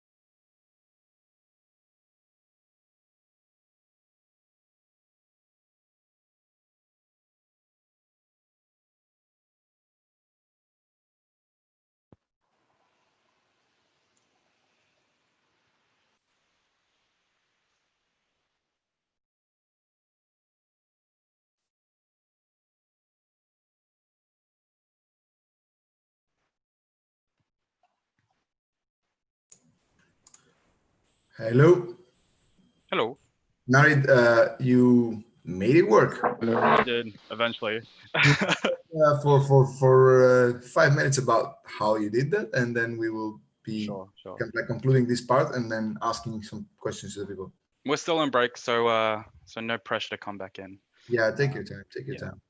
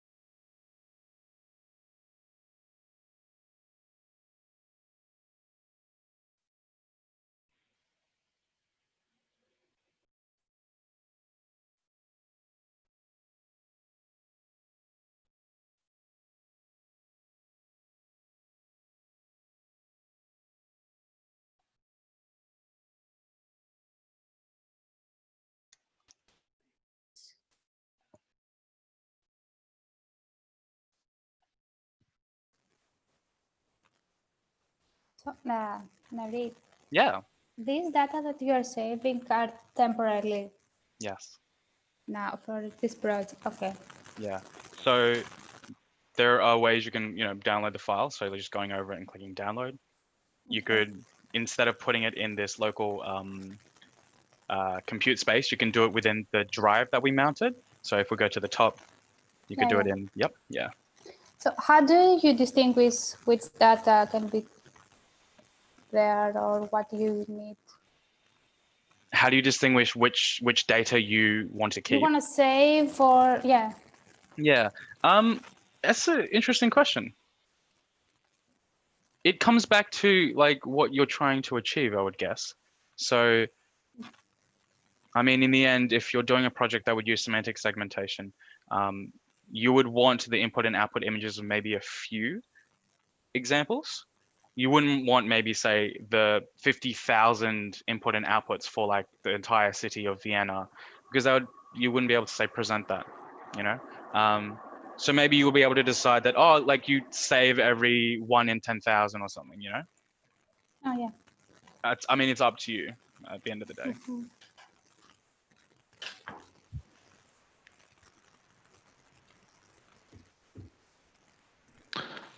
Okay, maybe. So do you want to recap? And maybe I'll kind of like try to intervene with a poll here. Sure. But first, if you want to recap. Absolutely. So what was my issue at the end was these two were the other way around, height, width rather than width, height. Don't you just hate that? But now it's working just fine. If I change at the start, if you remember, the index of which image we want to take. So let's say instead of index 120, say 200, we download it and save it as output image. We see this image here. And then running this final one, we will see semantic segmentation run on that image there. So stupid little bugs where like variables are the other way around really got me. So yeah, can you repeat what you changed? Sure, yeah. In fact, I'm going to be sending you this entire file because especially at the end, like I just did, oh, it's just a big copy paste just because we were under the gun in terms of time. But it was this line here that was the back and forth between width and height. Just a quick question. Does it make any difference if you limit the classes you want to get, or is it like? Yeah. So you're asking, okay, what if I'm only interested in buildings and only show me buildings? You can absolutely do that. But if you think about it in the opposite direction where, okay, you only care about buildings and you want to say, exclude cars and bikes or whatever, they won't be considered in the same group because all of the classes have been defined and pre-trained before. This 34 wasn't just an argument that we can choose. This was determined by the person who trained the model in the first place. So that's kind of like limited in that respect. Mm-hmm. Okay, cool. Yeah. Thanks. If there are no other questions, I will put this Colab notebook within the drive and I'll link it within the Slack as well, and you'll have access to it. I've got one question. Sure, Sanjay. So in this entire workflow, are there any GPU intensive tasks that are happening? Because, and if so, is it using the local GPU or is Colab computing it? Yeah. So the only thing that's really hitting the GPU hard is that final bit where you're putting your image into the machine learning model, and that machine learning model is doing its thing and then spitting out that final image for you with all those different masks. That is what's using the GPU the most. Your question about which GPU is it using? Is it on the Colab or is it your local? It is on the Colab. Because we've assigned at the start runtime, change runtime type GPU. If it's available, Google will allocate you some GPU space and it'll be theirs.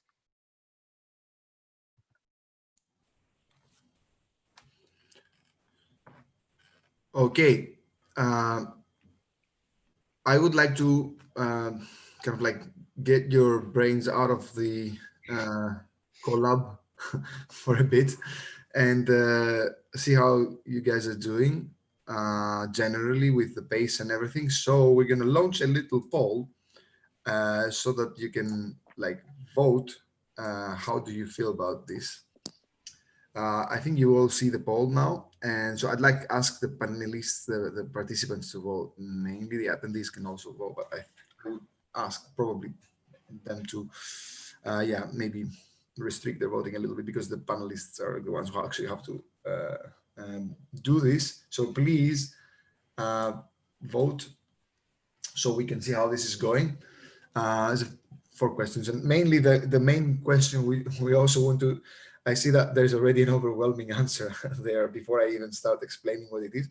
The style transfer, if we do that, like we might run a bit over time, but I'm not sure if that's okay for everyone. So I'm just asking that we're not like really kind of like that much fans of like democratic decisions, because they're oppressing the minority always.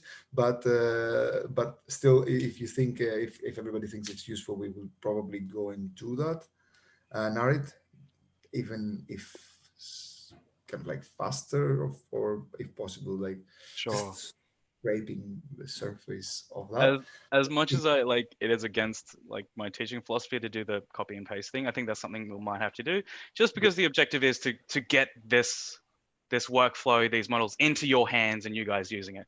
So Yeah, we'll do that. I just wanted to say one thing, guys. Don't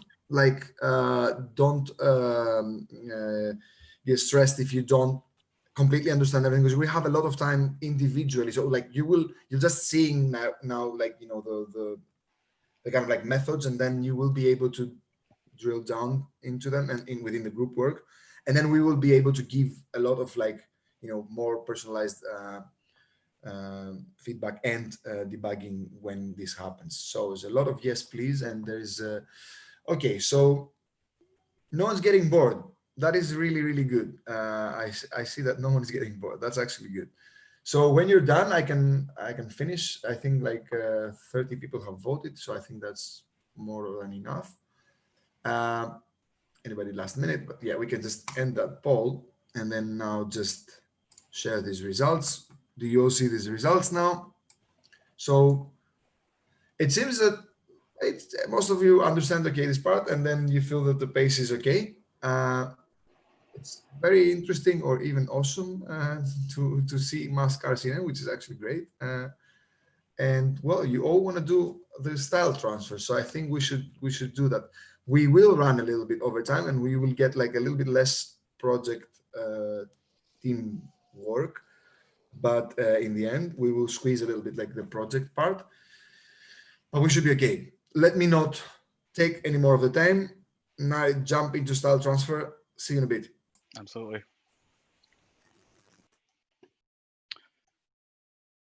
Okay, back to Colab.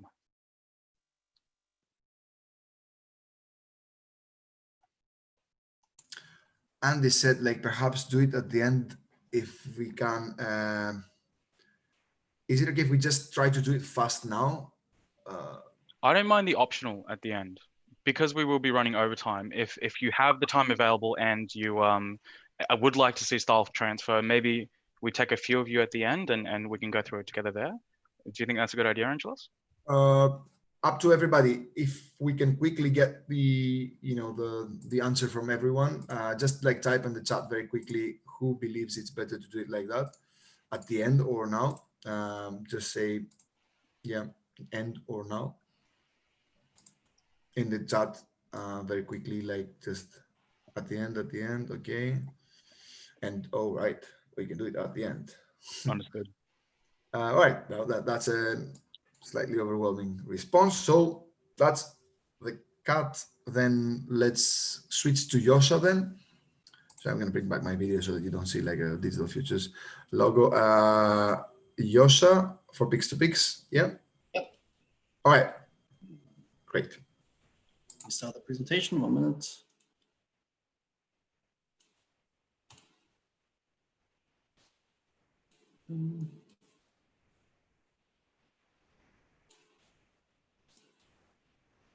Wait. Share the screen.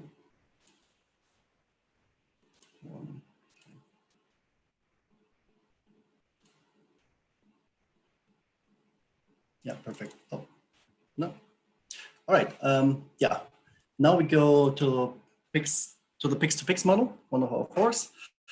And this is implemented in Grasshopper. I recap quick on what that was again, this model. Here you see it's a generative adversarial network. And as the name says, this model type is capable of generating somewhat new solutions. The structure of a gun is displayed in this chart. A model consists not of one, but two neural networks that compete with each other, the generator and discriminator. And this is actually the core strength of this kind of setup, because both models make each other stronger because they're competing. And additionally, this also allows this kind of models to be applied to really a lot of different applications. as you will see from the examples and also the examples yesterday.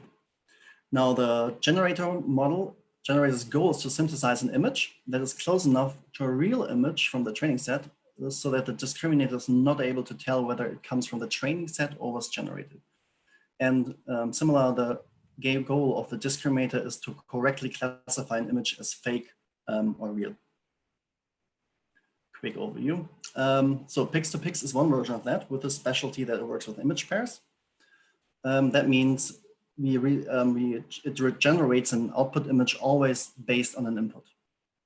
And this is also how we structure training data. So you can take a Google Google Maps image and get a satellite image out of it, or the other way around. Then this one is interesting for floor plans. And here the interesting thing is that the author chained up 3 models. First, you have a plot, and it generates a footprint into it. Then based on the footprint, it generates a rooms and program. And based on this image, a third Pix2Pix generates some details like tables and furniture into this. So this is important to see. You can stack these models up and play around with them in this way.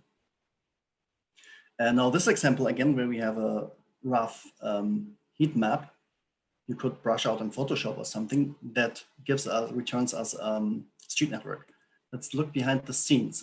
The input for this example was extracted from our playground model, from the Vienna model. And I simply divided Vienna into patches like this and run a local street network analysis on each of these patches with 2 different metrics. In this case, betweenness for radius 800 meters and betweenness for global betweenness. Doesn't really matter, but just 2 metrics I computed for each patch. And then I fused them into an image by saying the values for betweenness should go in the red color channel, the values for global betweenness in the blue color channel. And then I blurred it a bit, and then you get like these kind of blurry images. So this was our input image A. Input image B was simply the street network colored. And then I generated, I think, 400 or 600 of these image pairs and trained the model with that. And this gives us these kind of results then. And the idea is, for an instance, you can kind of draw roughly, okay, here I want to have these kind of metrics, these kind of centrality values. And ideally, the Pix2Pix model will generate you a street network in this sense with these metrics. So it's a bit reverse. Of course, in practice, it's not that easy to get meaningful results, but a few first steps. Okay, now let's have a look into the Grasshopper definition we provide. It will be on Google Cloud. We share the link later if it's not already shared.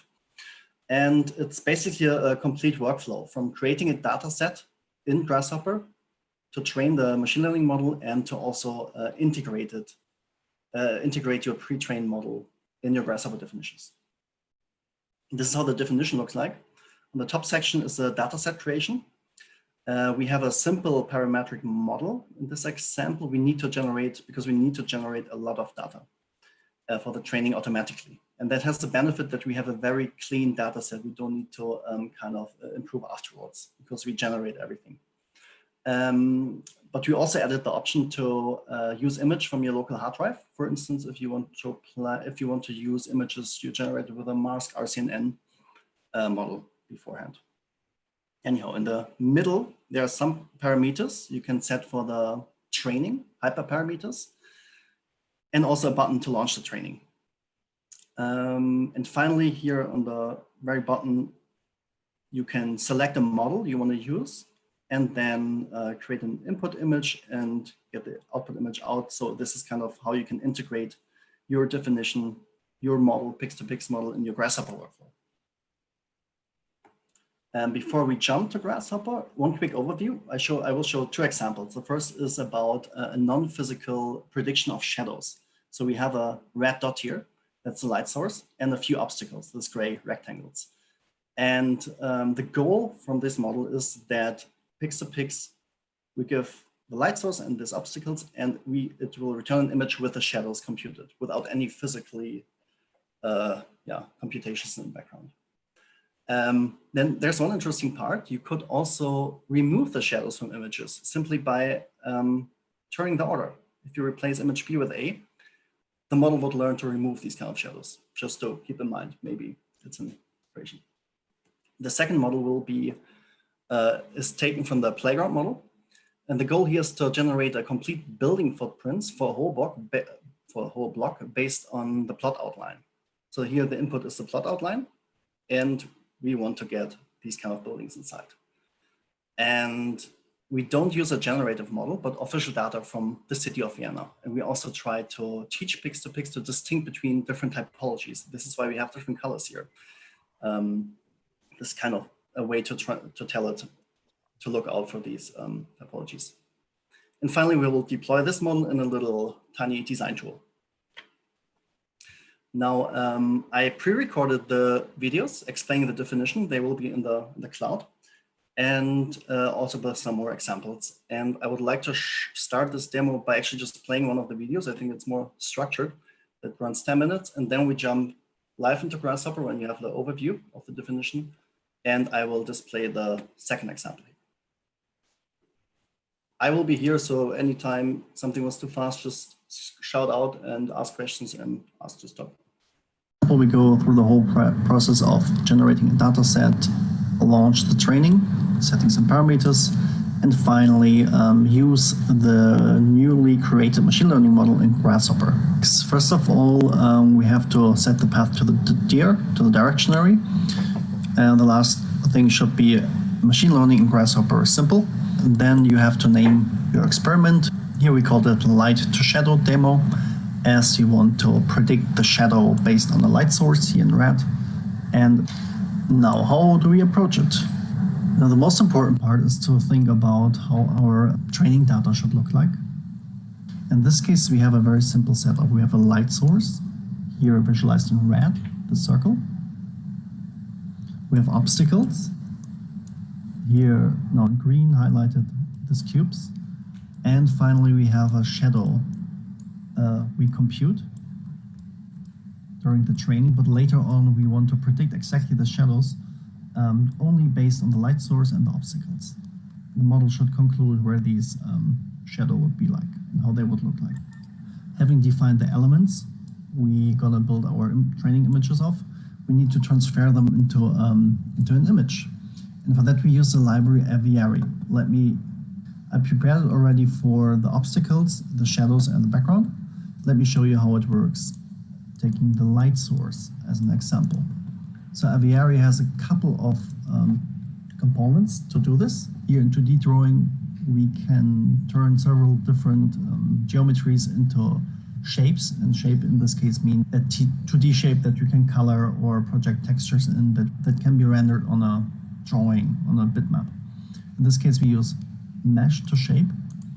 We connect the surface of the red dot of our light source to it. And then we have to fill it with something. And this we do with the format tab here with these components here. And we just take a simple fill component. As you can see, there are many more, so you can play around with it if you want. The last thing we have to do is add the color. So just color swatch. We have chosen it red here, very distinct one, so it's easy for the model to capture. And that's basically it. Group out of it. Here. Name it.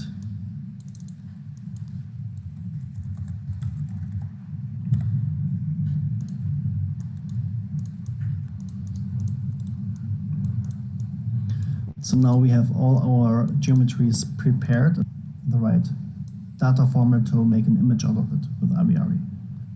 This is great, but now we have two images. A, that's the input image with a limited amount of information, and the desired output image B with all information. In this case, B includes the shadows we want to predict on, but A doesn't, because the model should learn to predict the shadows only with a light source and obstacles.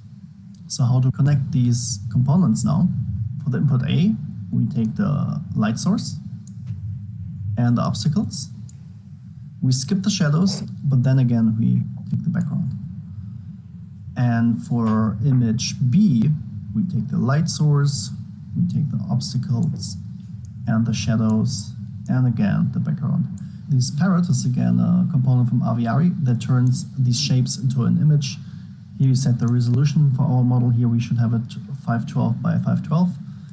And you can apply some filters here if you want. This is another Aviary functionality. And then we connect with this merge image AMP script, which stitches together the both images next to each other, because this is the structure Pix2Pix is working with. This is how it should look like in the end. Make sure to activate save image pair here. Now the basic setup to generate training data is almost finished. Now there's one more thing we have to consider, and that is that we want to generate a few hundreds, if not thousands, of these kind of images. And this requires us to make a parametric model. We can flip through with this iterator. Here it's manually, and with Colibri iterator, we can press fly and then do this automatically. And this is an important part of the whole setup here, that we have the ability to randomly generate a lot of solutions describing our problem in order to create the training data we need. In here, I just used a lot of random seeds. For instance, for the light source, it's based on a point. So whenever I change the iterator, two random numbers. Yeah, I just heard there's a question. Abir had a question. Can you wait? Sorry guys, I was speaking. Yeah, because here he used like image, like on the image, I can't use like geometrics files like shape files, which is already used in the GIS. Can I use it also here in Grasshopper environment, or it's not possible? Yeah. We use actually geometries. Yeah.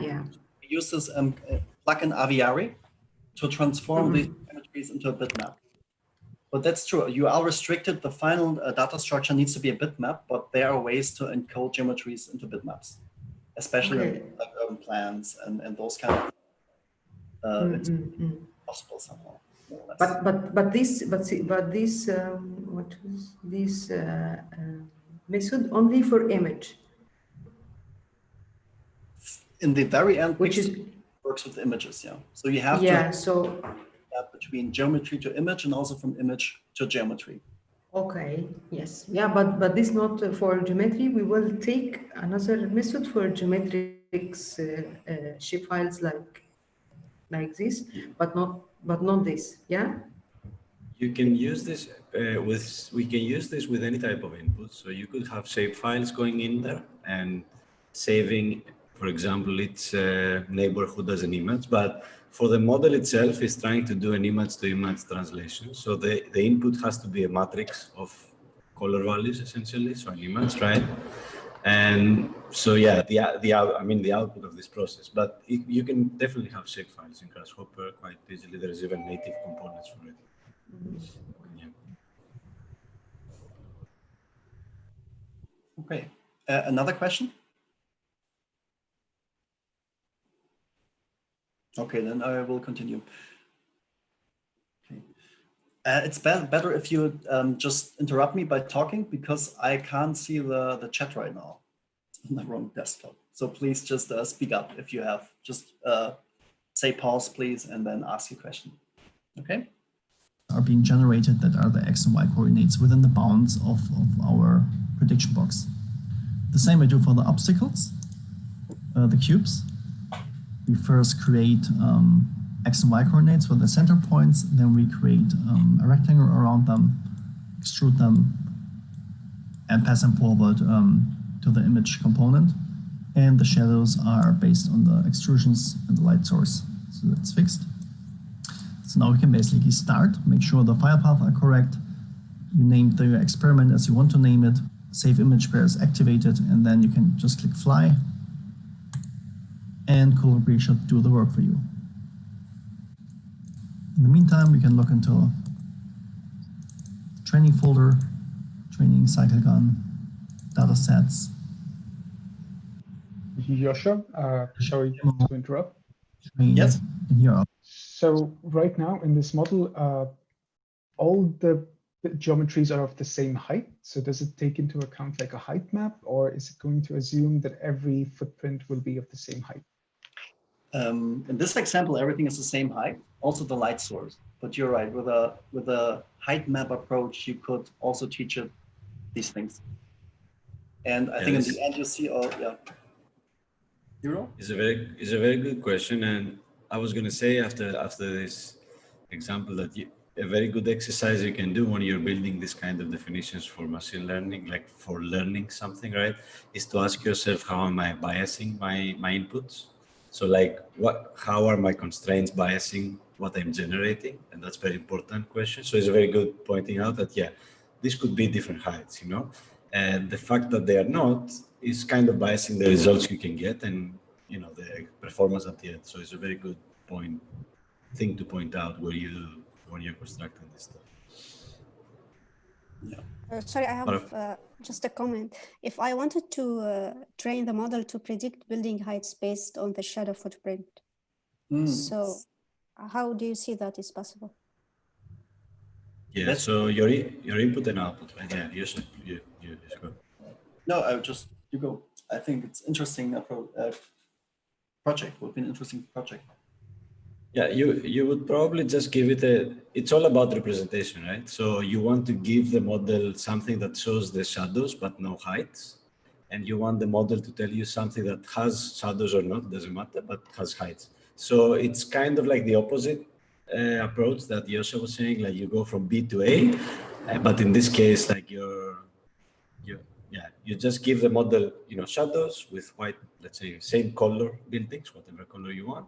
And then the output it has to predict is the height map. So that's an interesting idea, and you know, it should work relatively well, I guess. Yeah. Just if you think about satellite images, it's probably not so easy anymore because the data is not so clean anymore. But still, I mean, worth a try. Okay. All the images that have been created already. So now we have our 1000 images here. Now we are ready to launch the training.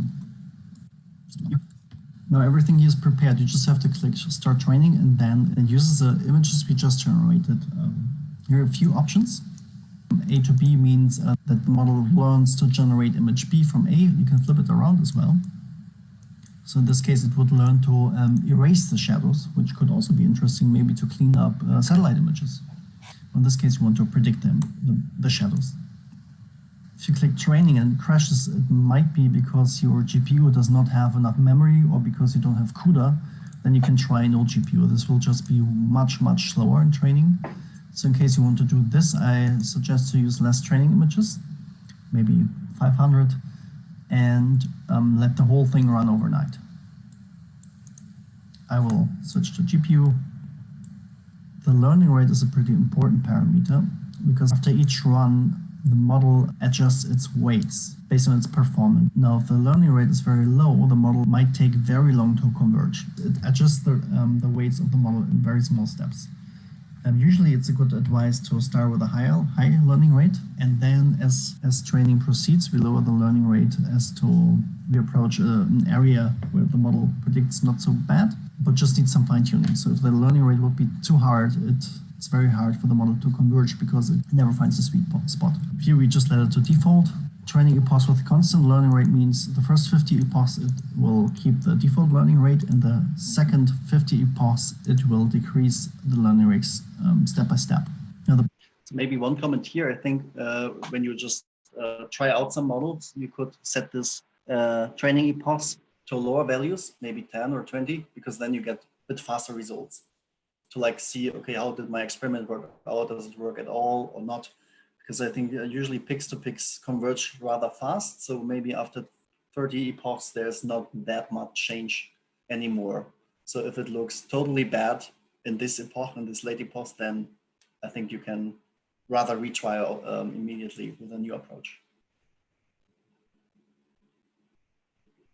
Parameter lambda is between here 10 and 400. The default value is 100, and it's basically the weight of the L1 loss. And if you want to know more about the hyperparameters, please have a look into the references I added in Slack. So if you click on Start Training, this component on the right side here, hand side, will be triggered. And again, this basically calls the training.py Python file, and with a lot of extra parameters. So let's give it a try. We hit start. Now here we see the model is being loaded. Takes a while to initialize. And here we start. We see the first 100 iterations are done. Then we see the loss of the gun. This might take a while, especially on CPU. Okay. You have to wait until either 5,000 iterations are done or 10 epochs are computed until the model will be saved the first time. And then when that happens, we can load it actually and integrate it in our Grasshopper workflow. Maybe one comment to the training time, what you can expect if you have a GPU, it's, I would say, between half an hour if you don't run many epochs to 5 hours if you run like 100, 200 epochs. And on the CPU, it's much slower. This also depends on how big your data set is. If you have 200 images, these epochs will be run through very fast. If you have 10,000, this will take a bit more. Yeah, sure. Sorry, just one more question. Yes. So the Python module that you have towards the end it's invoking an external Python file. So is that written in IronPython or is it yeah, basically it just calls a Python script outside a process. And this is IronPython internal, this part. But it's just really just telling, hey, please, computer, open this Python file and run it. Nothing more. Okay, thank you. Yeah. I'll stop this now as I prepared the training already. Now, first of all, we have to choose our train model. This should be now here somewhere. In this case, it should be light to shadow demo. If the name haven't appeared, you have to click refresh here, then it should be there. Next, we start the model. Again, this console is popping up. If it looks like this, everything went fine. Now we don't see here anything. We have to connect the input image. There are two ways to do so. Either we just take the image we created up here in the training process, so A1. We activate the visualization. Just see the red outline so we can compare. Yeah, now we wired up the model and we see already the predictions. Here's the input A and the prediction B, the output. Now, of course, you want to interact with it, which is not really possible right now because it is all connected to the iterator still. Of course, as we change it here, we get a new random iteration and we can see. Now let's test some more variants. We can do it in two ways. Either we just, again, use this randomly generated variants here, can compare a bit, and the results are pretty good. I mean, it's also a very simple example. I think the red outlines show how the real shadows are, and then you see the black is our simulated ones. So this is fun, but let's add more interactivity. Let's say we want to be able to move the light source manually. So all we have to do is restructure the geometry generation part a bit, and the image creation part, and this should do it. For this part, we just to have replaced the random generation of the light source with a manually placed point. You can do that by adding geometry,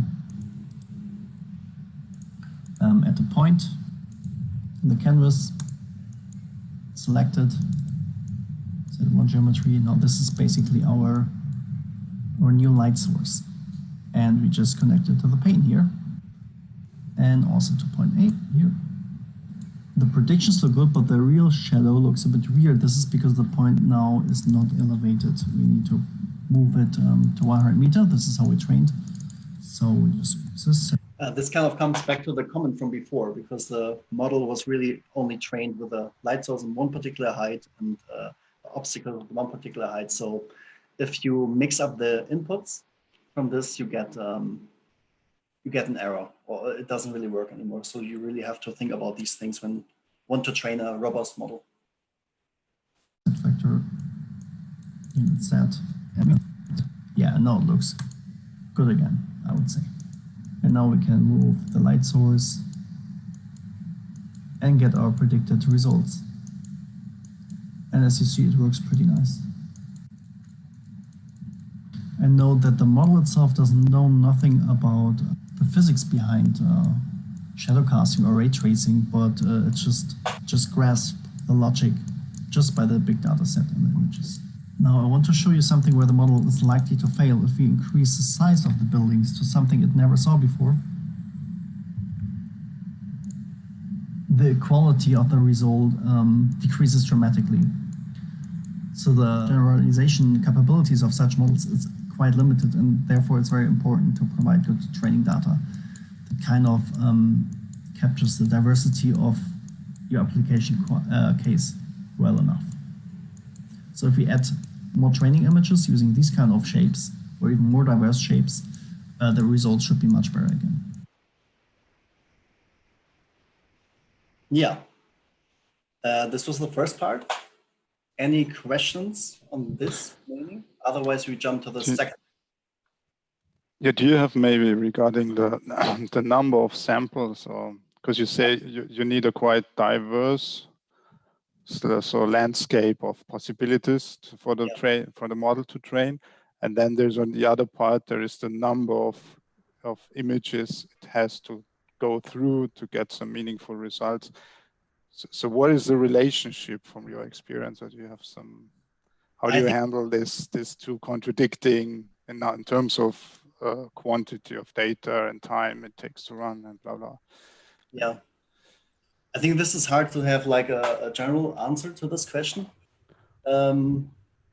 In this case, this example, generating data is no problem because it's a simple parametric model. You can take it super fast. In most cases, it's just a bit more complicated to get to sample data, like the training data. So then this is usually the limitation. But in this case, you could actually have too many samples of very similar situations, which slows down your training. And there's always also the risk of overfitting the model. So as it was a bit here, you change a small part of it.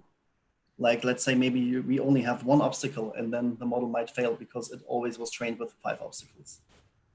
Okay. Yeah. So there's a risk as well, like if you train it on a too so if it's too narrow the range you're training the model in. I go too much into one direction. But in the end, I think it's really about experimenting with it because it's a black box in the end of the day. It depends on the problem. And yeah, it's a bit experimentation. Yeah. It's a practitioner's question to answer this sort of generalization. Like in a sense, you need to practice it, right? And with machine learning in general, especially connected to what we typically do in Grasshopper, it becomes a matter of how can I generate diverse samples, and not really a matter of how can I generate a lot of samples, because it's really trivial to generate a lot of things. We do it every day. This model can do it, but it's a bit harder to generate diverse things, even more harder to be like nice and diverse, So the more you go towards that gradient, the better results you get. You can have like 200 images that cover the space much better than 2000, for example, and the model can learn something more interesting. So all that is practice, though. It's sort of like trial and error in a way. Yeah. Okay, cool. Thanks. Okay. Well, then let's jump to the second example. Here we have the playground model we provide. We want to have a plot shape. We want to use the plots we have here, like this rectangle, for instance. And you still see my screen, right? Yeah, okay.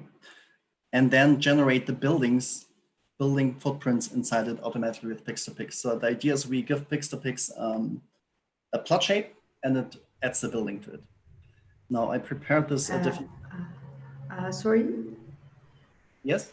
Can we choose specific objects in the buildings like rooftops or things like that? And don't just use.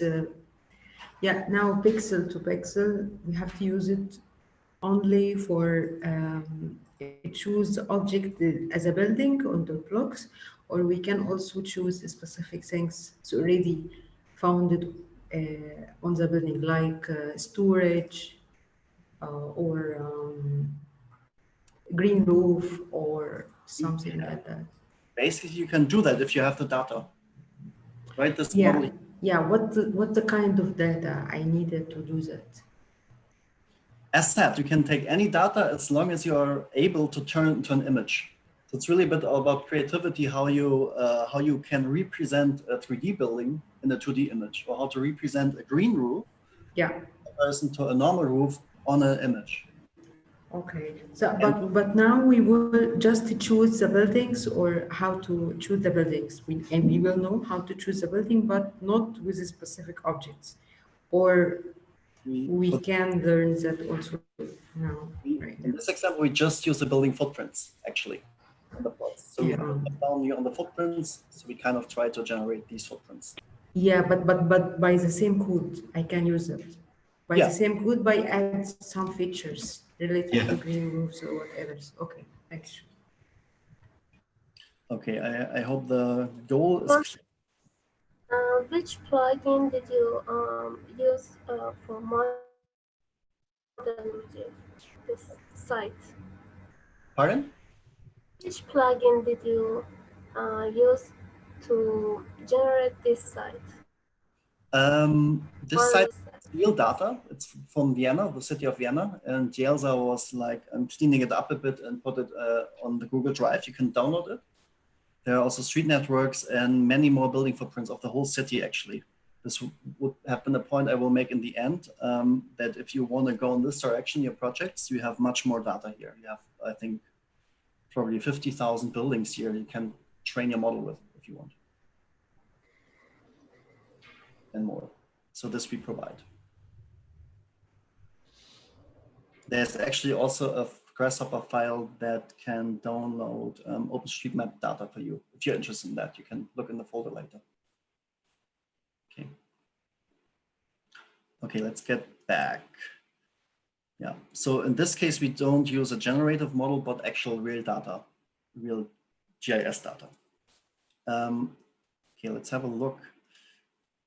Well, let me go to top view.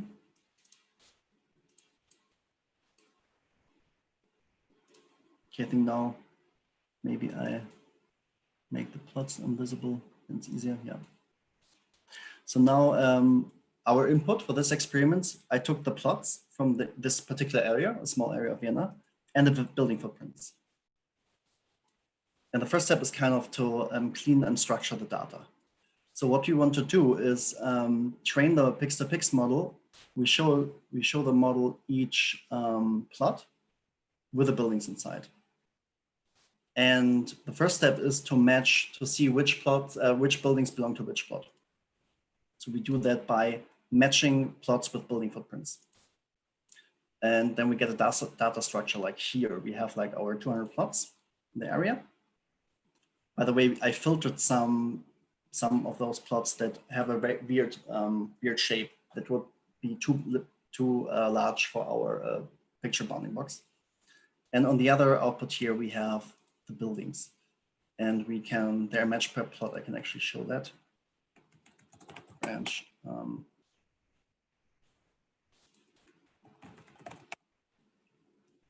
Just that they are now aligned.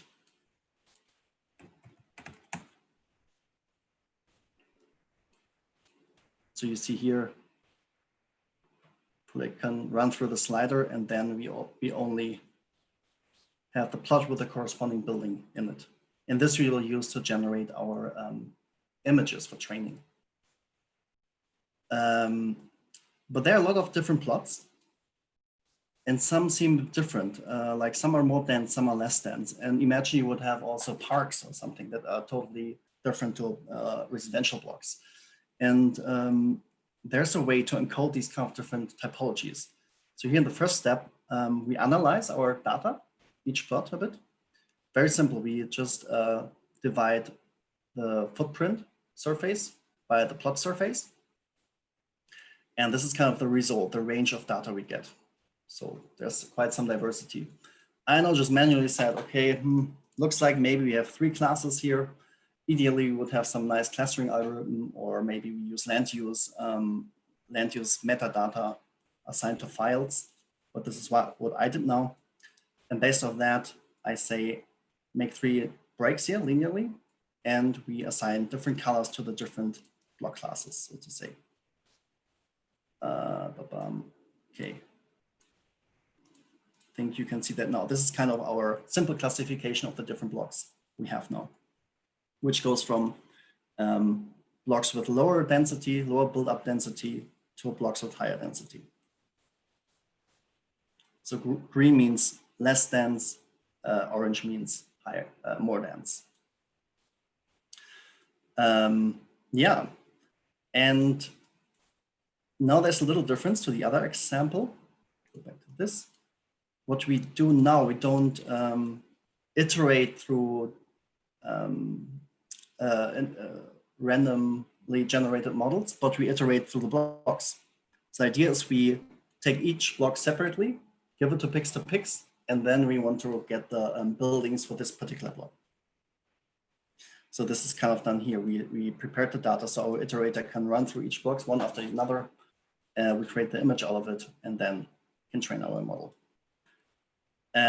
One more thing we should do, this is by the way, the location where we render the image, so to say, we have to pull our images, our block in the middle of this rectangle. This is done here, just with some transform move geometry, because otherwise the blocks are located somewhere in the city of Vienna, and we need to have them there to render the picture. Just a little technical thing to be aware of. Here we do the same. We have our basic geometries, the buildings and the plot outline, and we use the plugin Aviary to turn them into images, to shapes we can turn to images. This is done here.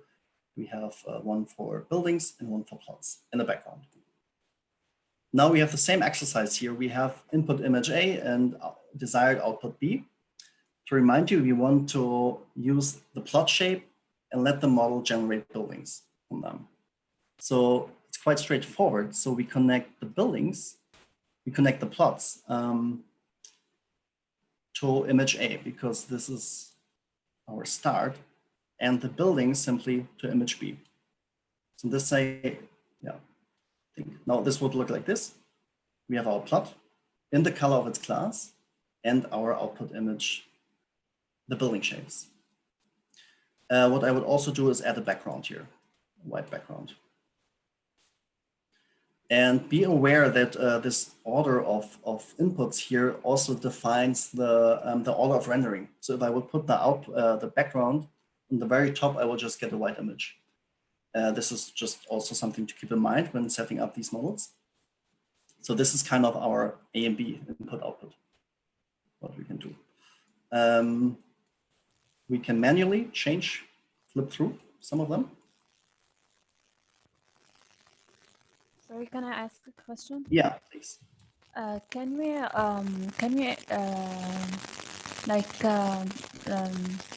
train the machine to output several images, several outputs, or only one image? We do that by iterating through it. Like now, whenever I turn the slider, a new image is saved to this. No, I mean we are inputting an image A and outputting an image B. Can we output an image B and C, for example, for the same building? For example, I want the height and the shade. Yeah. With this architecture, not really, but there is a kind of sibling architecture to pix, which is CycleGAN, right? Okay. And CycleGAN can do this one-to-many, or even many-to-many in a way. So, okay. Yeah, I think that's. Okay, thank you. Elsewise, you have to basically train multiple models. That would also be around this. Yeah. So now I connected. We don't slide through the image manually anymore, but I connected this. The iterator, Colibri, in this sense. And let's click on fly and see what happens. So you see now how Grasshopper runs through each plot and saves the image to disk. Now I hope I can stop this process so we don't have to run through 200 iterations. Hello, yes. Why it's presented in the same place? Why is it not changed? Because we need it somehow in our image. The way we construct this image, we have like a canvas. Yeah. Here. Yeah.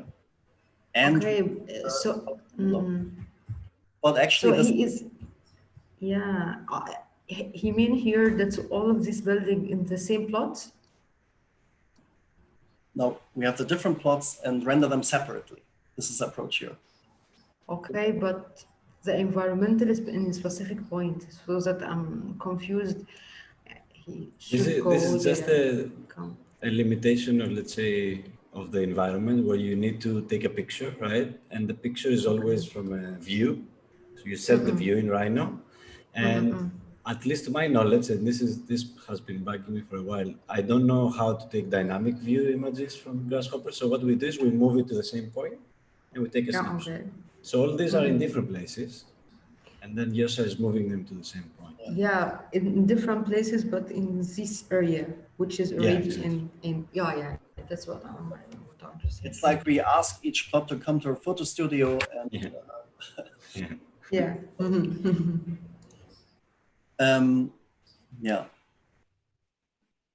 It has maybe an issue because all the blocks are perfectly tight in the middle, but we come to that in a minute when this is finished.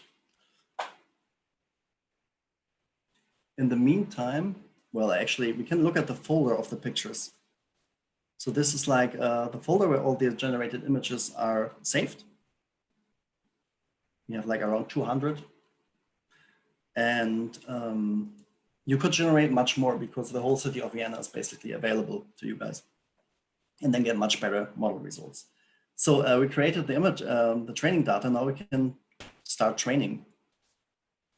Here are the options. I just keep everything default, run on GPU because I have a GPU, and I click start.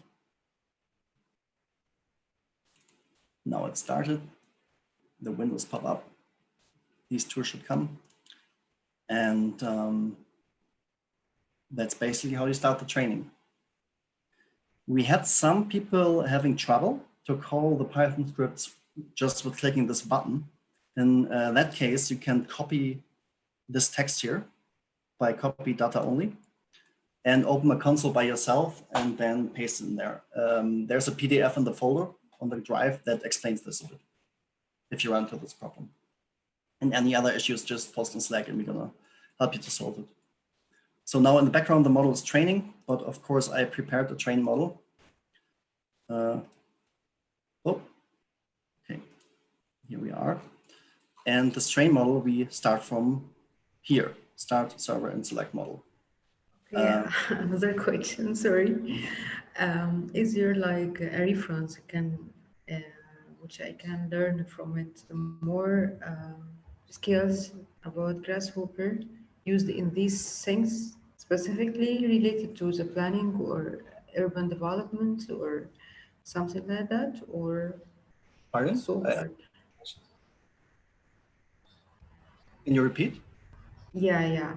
Again, I need the reference used for this kind of things related to the urban planning in Grasshopper, because the most of Grasshopper references, which is already available, it's correlated to architecture. But So, the first time to see something related to urban planning. There is a very nice place to start is the coding spaces actually, which is also from CL, the same group, right? Yeah. So I think there is a lot of data there that you can backtrack back. Yeah, did you recommend any specific thing? Or it's already open source or something I can learn from it more? Yeah, I think this site I will post it. I think it's a very good starting point for Grasshopper and urban design. Right. Yeah, I also told some of that in the beginning of the introduction in the first day. Okay. We can post some nice resources, I guess. Yeah. We will create a Slack channel with resources, and then we'll put some stuff there. Okay, so back to here, I can choose here all the pre-trained models I have in my drive, train with this definition. So let's I have to start it here, yeah. Takes a second. If it looks like this, it worked. And what I have to do now is, okay, this is kind of the result we get. You see, we had 200 images, input images, and I think 40 epochs. And you can quickly see we are not quite there yet. I can manually, yeah, draw my shape. Okay. Ah, yeah, by the way, we made a little design tool we promised, right? So, oh, training's still running. Okay. So with human UI, I made this little interface here. So we can kind of say if we want to draw our own shape, our own plot. Line. Let's say we make a new one here. Something strange. And now the model kind of takes this new one. You can also set the typology of the plot you draw on. It's like A is green, B is yellow, and C is denser. And I think the quality of each is quite different. It depends on because there are more orange ones than the others. But overall, you see this is not quite usable yet because we would need much more data to train it. But look at the map, there is much more data to take from it. But anyhow, here, this is like how you can make a tiny design tool. Here, another way, you click select on 6 existing plots, and then we can also iterate through the plots we have and we are now, and so on. It's quite a little way of creating a workflow. Now, technically, one thing you have to do to run this, to integrate these kind of models on interactivity is that you provide an option to recreate this input picture A. So in our case, it's quite simple. We just take the shape we draw and color it with the typology color we can specify here. And then we pass this image to our, we save it basically on the bitmap and then communicate with a pix-to-pix server that we launched with this launch command through a socket. I think Narek will talk about that in a bit more. And sockets is a simple way to connect Python scripts, Python models, anything outside of Grasshopper with Grasshopper. So basically this component tells our machine learning model that runs through Python, hey, there's a new image, please process it. And then the Python server will tell Grasshopper back, I'm finished, you can continue now. And then we load the resulting image back into our definition and can start working with it. Next to here's one more example what we can do with the image afterwards. There will be one more in another video how you can analyze image, like sample the color data to get some more insights. But this one should make a simple 3D extrusion, you know?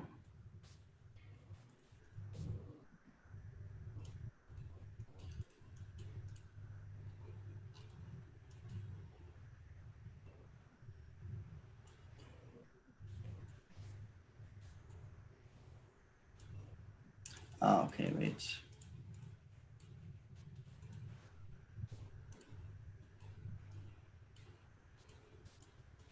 Okay, anyhow, it's not so important. There is a video that covers this part that you that was actually the question. You get a 2D image back, but what you're going to do with it? How do you integrate it into your further workflows?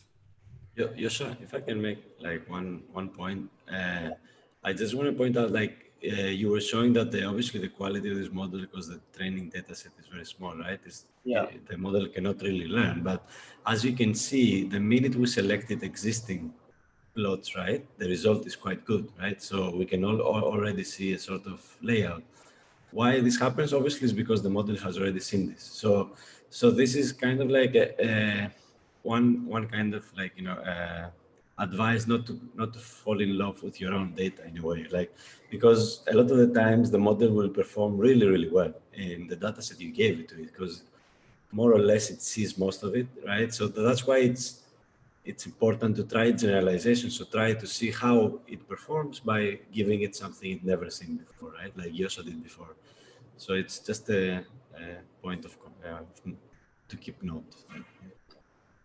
Yeah, good point. All right, I think, I hope this helped a bit. As said, the videos will be online, and so you can go through it step by step while looking at your own definition and try out things. And of course, we are here to help you if you have any idea how to use that in your projects to get things working. Again, I lost these questions. Hello? Yeah, hello? Yeah. Can you present for us what is a specific problem statement which you can use these things with? But now I have research related to textile industry. So I wanted to get specific data from specific spaces in the urban area. So I want to know about more problems which you can solve by Grasshopper, like this. By Grasshopper specifically? Yeah. Well, you can analyze places, you can like do some quick massing option and performance metrics and so on. But I think this is a bit off topic. I'm not sure. I can send you some links to this Decoding Spaces website. They're great examples of how you can analyze urban space and Even I wanted to ask related. Maybe it's related to waste management or something related to waste management. I wanted to know how to process the waste inside the area. To maybe I wanted to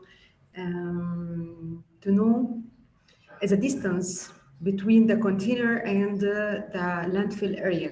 So, for example, by using a Grasshopper. So how I can see what is the methodology to think about to solve these problems by Grasshopper.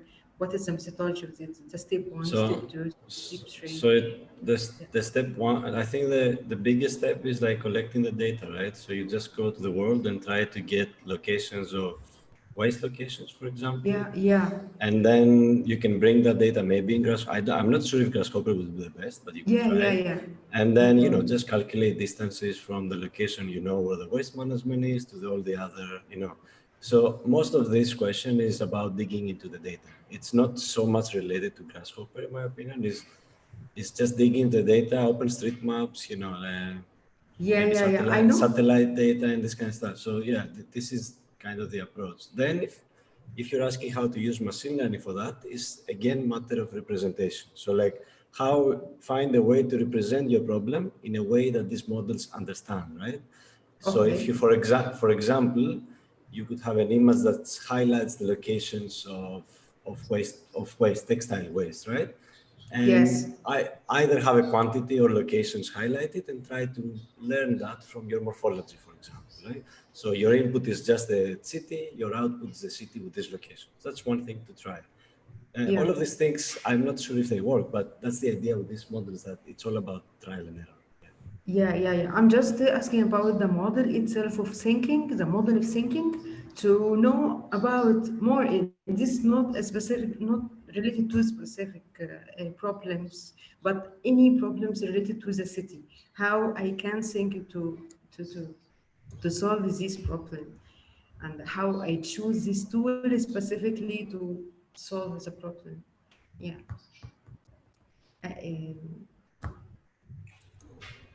Yeah, it's you can. My short answer is you can, but you need to think of how to represent it. Like I don't think I have a longer answer for this yet. It's really a nice problem, but it needs to be like researched in a way. Yeah, and maybe this representation, because that's really a core thing to think about, especially also on this model here with these different colors, because we could say like, we have a plot that's apart. We don't kind of give any, there's no way for pix to know from the shape of the plot, because this is basically the only originally provided to see that it's a park or something. That's why in this case we give an additional information, which is the color. This way you can encode more information. And yeah, I mean, you can think in the same way, but more complex to encode your infos. Okay. Okay.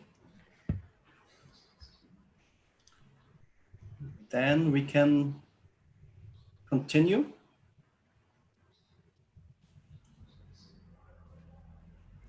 Yeah. Should we share? Should you stop sharing the screen maybe, or just to? How's everyone feeling? Do you need a break, or you're doing well? You're good. Okay. Kind of okay. Kind of. Guys, you can, you can like unmute and speak up. Like it's like we're not that many. We can just like. We have one more. Like we can do the DQL and then go into project work. Or we can just directly go into project work. We think it's better for you, before you go into project work, to have an idea of at least as many models as possible. And Yes. yeah. Yep. And if I'm thinking for myself, I think it's better for me because I would know what kind of ideas should I develop for the project. Yeah, and you will also have tomorrow all day to work in groups, do all the project work. So we will just try to wrap everything up by 3:20, 3 something, and then we'll do like a very quick half an hour or 45 minutes like brainstorm, and then come back and like pitch. We'll do it fast. Let's hope, like Narid, can you like fly through the DQL? Yeah, Thank absolutely. So let's do this quickly, yeah? Yeah.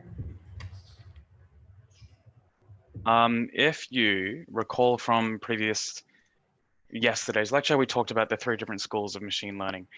And I'm really sorry, but I'm just going to blitz through this. The 3 different schools of machine learning: supervised, unsupervised, reinforcement. We're going to be talking about DQN now, which falls under the reinforcement learning school. As a reminder, reinforcement learning aims to develop a behavior. The objective of reinforcement learning is to develop some sort of behavior that an agent exhibits in an environment. Now, this word agent, this word environment, all of these have very specific meanings. And in the explanation that I'll be going through, I'll be calling agent the policy. Now, policies are essentially something that can observe the environment, that there is the input, observing the environment, thinking about that observation, and then choosing an action from there. Let's talk through an example of how this might work. And we're going to take the example of a noughts and crosses game. So let's say our objective of applying reinforcement learning here is to train our policy to play the game of noughts and crosses. There is this very simplistic interaction between the policy, shown down the bottom here, and the environment. So what the environment is in this example is the noughts and crosses board itself. When the game starts, the noughts and crosses board, the state of that environment, is sent to the policy. This policy then observes this initial state, and the initial state here is an empty board, nothing spectacular about it. From there, the policy takes the empty board, thinks about it in some way, we'll get to that in a bit, and then chooses an action. That action is then enacted onto the environment, and then that is updated. The environment is updated to see that action there. What's great about DQL is that it is it handles dynamic environments incredibly well. And the environment here, the noughts and crosses game, is a dynamic environment because your opponent is also making moves. So in the noughts and crosses game, let's say the opponent makes this move here. Let's go through that step one more time. Now the environment is updated. It's in a new state. This new state is then sent into the policy. The policy thinks about this for a bit, chooses an action, and then sends that action back to the environment. The environment then updates. But there's one thing hidden here, and that is the Q table. If you recall from the 3 schools of machine learning, supervised, unsupervised, reinforcement, supervised was all about mapping input and output by example. So supervised had a data set already of inputs and outputs, and then the learning algorithm would find the correlation between the two. Unsupervised had a data set already of just inputs, and the inputs, the objective of the unsupervised learning algorithm would just find patterns and correlations from just inputs. With reinforcement learning, they have no data to begin with. You don't really need to start with the data set. But the way Q learning gets around this is through the Q table. As your agent explores your environment, and by explore, I mean make actions in your environment, it starts to build up this Q table that takes state, the action that it was made, that was made, and the result of that action. I'll be explaining the implications of result a bit later. So let's finish this game. With the environment, from the environment, we take the new state of the environment. It goes to the policy, but is also stored in the Q table. Next, the policy thinks about it for a bit, and then chooses an action appropriate. That action is also stored into the Q table, but is also sent up to the environment to make the change. And finally, the result. The result is sent from the environment into the Q table, and continuing this until the game is finished, until we get the result of a win. Now, I'm just gonna say that another game was played just for illustrative purposes where this got to a loss.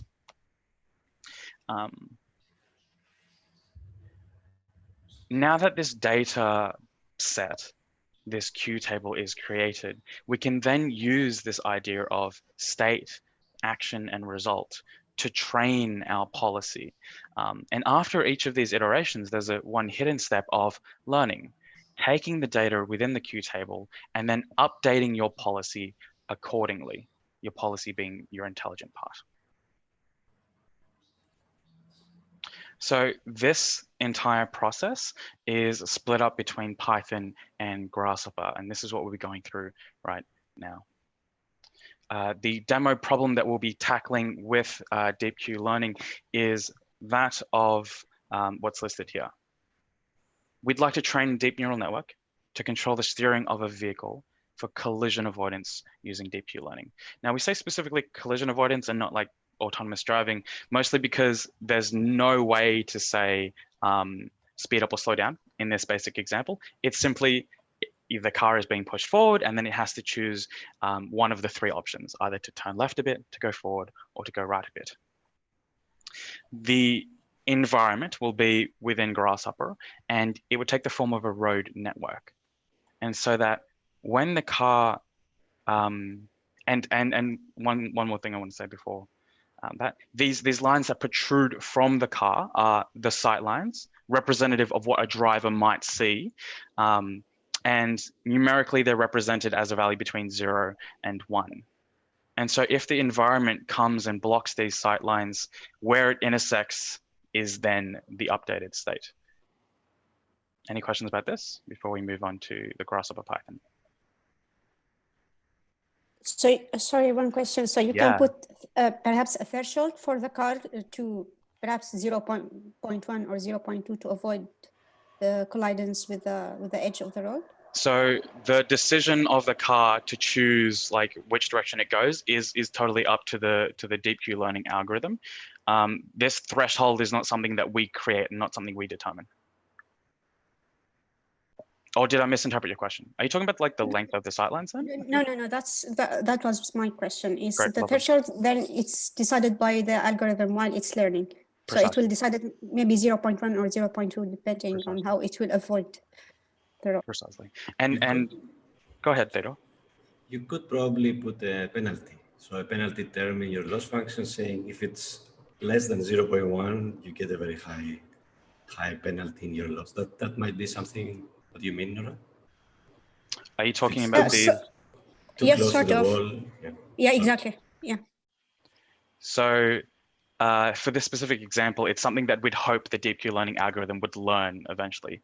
It's not something that we want to implicitly say, hey, if you're too close to the edge of the road here, turn right, because then that becomes something that we as the human tell. This is the logic that we as the human tell the machine to follow. Instead, we want the machine to come to that conclusion itself. And it might be the same conclusion, but the approach is different. Any other questions?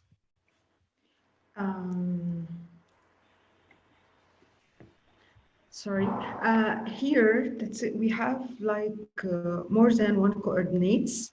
Yeah. And these coordinates is already defined by the data machine, and the data machine, So, or we will learn the machine before, and after that we have to ask about the specific coordinates. So these numbers down the bottom are they're not particularly coordinates. They're each number represents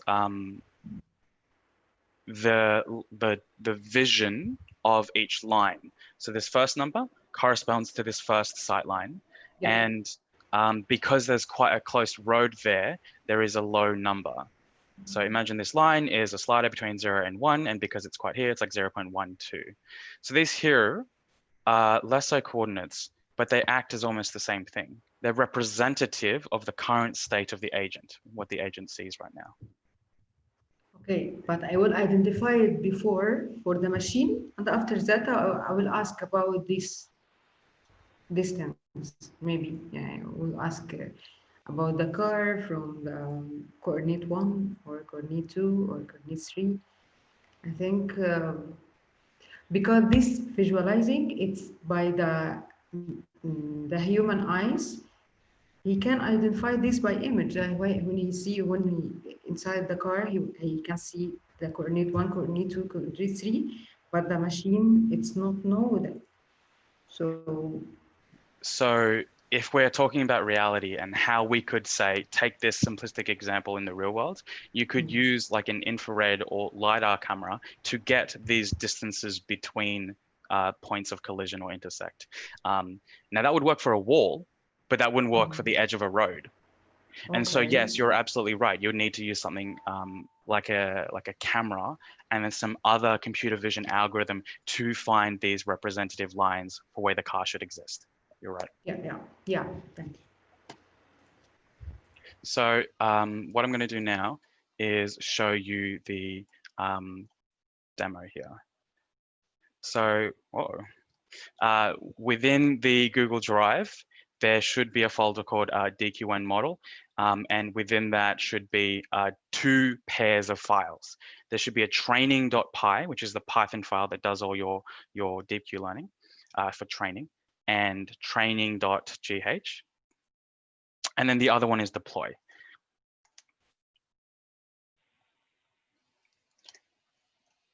I'm just going to demo how this would work. And so what's happening here is here is your simple representation of your car, and these points are the intersects from these sight lines, and we can view the sight lines here.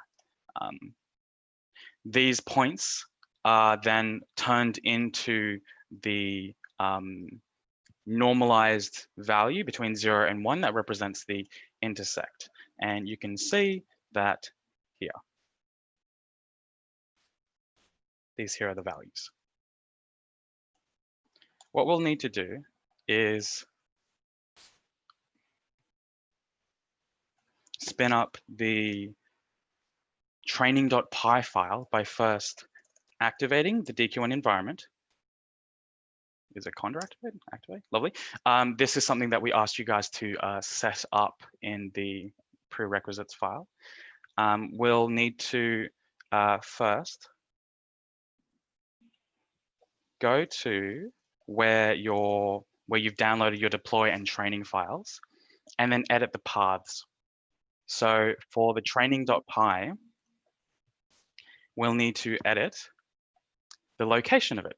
so that when training, it's able to save incremental models in this folder here. Models being the decision-making agent. So where it says model save path, copy the path to where you've saved your deploy and training files. Another thing about Python is to make sure that the backslashes between your paths are duplicated. Let's add another folder for models here. So what this training file will do is initialize the deep Q learning algorithm in Python here. And then what you should, let's do that now. So let's go to desktop and let's go to Grasshopper DQN. And if we look inside, we see your, deploy and then your training files. And then so we'll run and start up this train.py training.py so that the model is initialized, the neural network that's making the decisions is initialized, and we get a prompt to start the loop in Grasshopper. To start the loop, you right-click HoopSnake component and then you click loop.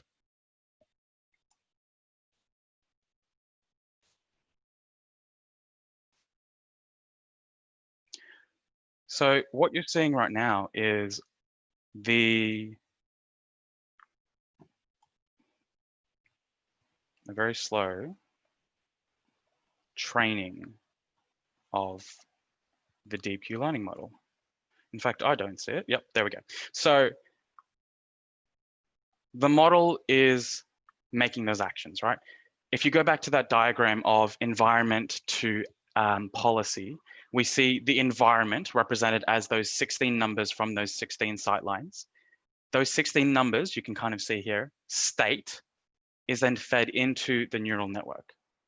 The neural network can't see anything else besides those 16 numbers. And so its objective is then, okay, take these 16 numbers and then from that, choose which direction to go. Either turn left a bit, go forward, or turn right a bit. There is a reward function here, something that we've also had to define in Grasshopper. Now, what is a reward function? Well, if you remember back in the noughts and crosses example, there is the win and loss given at the end of a game. This here helps the learning algorithm understand what is good behavior and what is bad behavior. For this example, we've set up the algorithm to say, the more steps you take, the more consecutive steps you take, the more reward you are given. If you hit a wall, then here's a bunch of punishments. And I talk about these abstract ideas of reward and punishment, but in essence, they are a numerical value. So you can let this run for however long you'd like. And if you go to the folder that we've designated, you'll see models and a lot of .h5 files. These .h5 files are the state of the policy, the neural network, the decision-making agent at any given point in time. You can let this run for however long, but let's stop it for now. We've got enough training. I'll wrap this up by talking about the deploy files. The deploy files are how you take one of these models and see how well it has learned. Now you're seeing here, it's been only trained for what, 2 minutes. And so we don't expect it to be that intelligent, but let's show the process of it working. We'll first need to go into our deploy.py file and change this to where your models are saved and the name of the model. So if you recall from the previous example, the previous file, the training file, we have this model save path here, which you can directly copy over. And then the name of the model, the one that we care about, was 350. That was the latest one. Let's save that. You'll also need to open the deploy Grasshopper file. It's slightly different to the training one. Then you can go back to your Anaconda prompt and change training to deploy. It would initialize that model that you just saved as 350.h5. and it prompts you to start this loop. Now, what you're seeing here is not training. It is the things that it has learnt. And as you can see, it made that first turn just fine, but struggled to understand what a right turn is. Most likely because in the training time, it never got to this stage. But there you go. Your whirlwind intro to deep Q learning. Any questions there? I know that was a bit rushed. Yeah, this tool only for objectives, it's already that has a dynamic.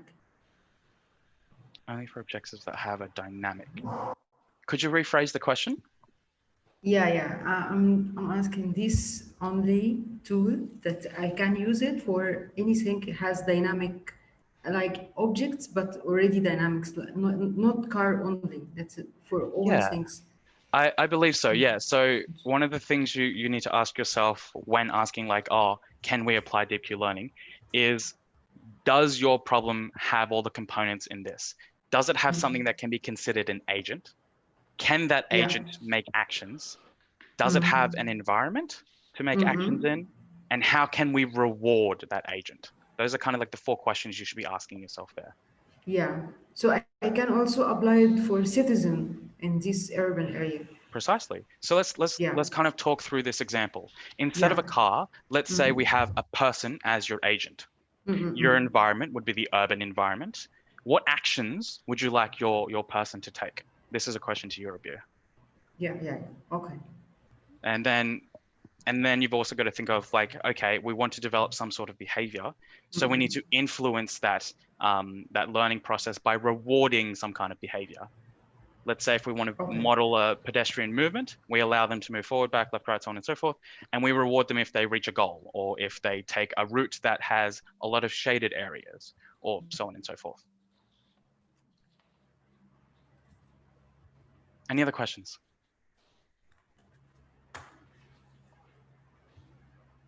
I think we can move on, or I don't know, Edward had a question? No.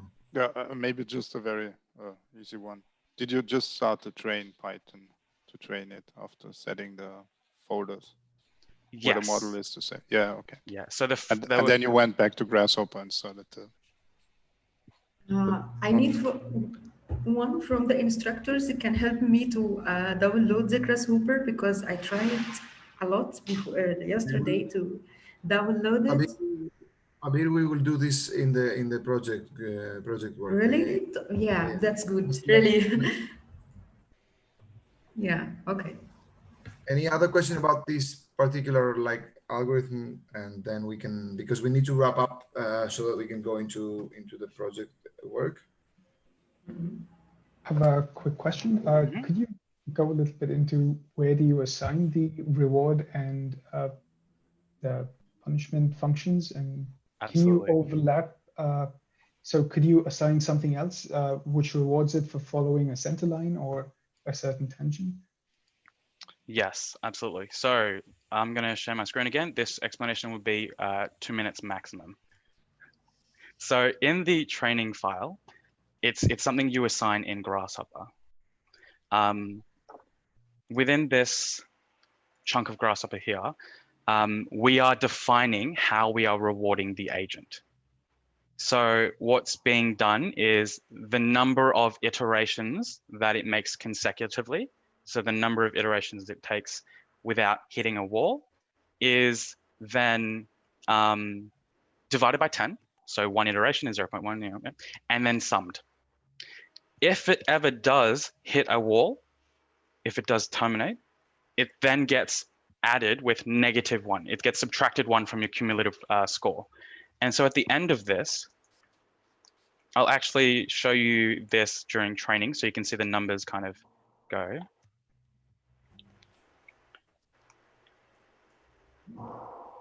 You'll see the reward update and change based on how well it does, how well the agent does.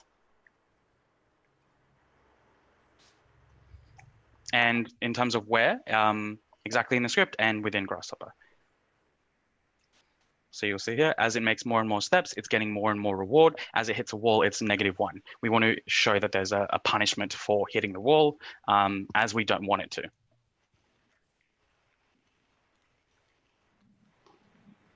Great, thanks.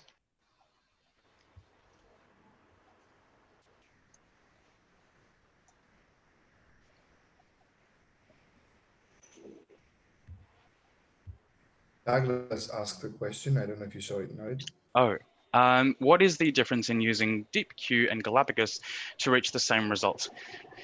So this is a question that I've thought about a bit, and I don't think I've ever come to like a solid conclusion.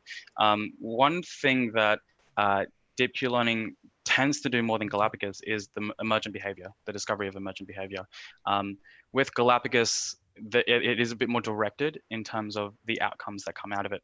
But with DeepQ learning, the research that I've seen from it, the researchers are often more surprised by it. There is more technical differences. Perhaps, and I hate to throw you in it, but Theodore, I think you're more knowledgeable in both sides of it. Yeah, again, like one technical is we discussed the other day is I think typically evolutionary methods are gradient free.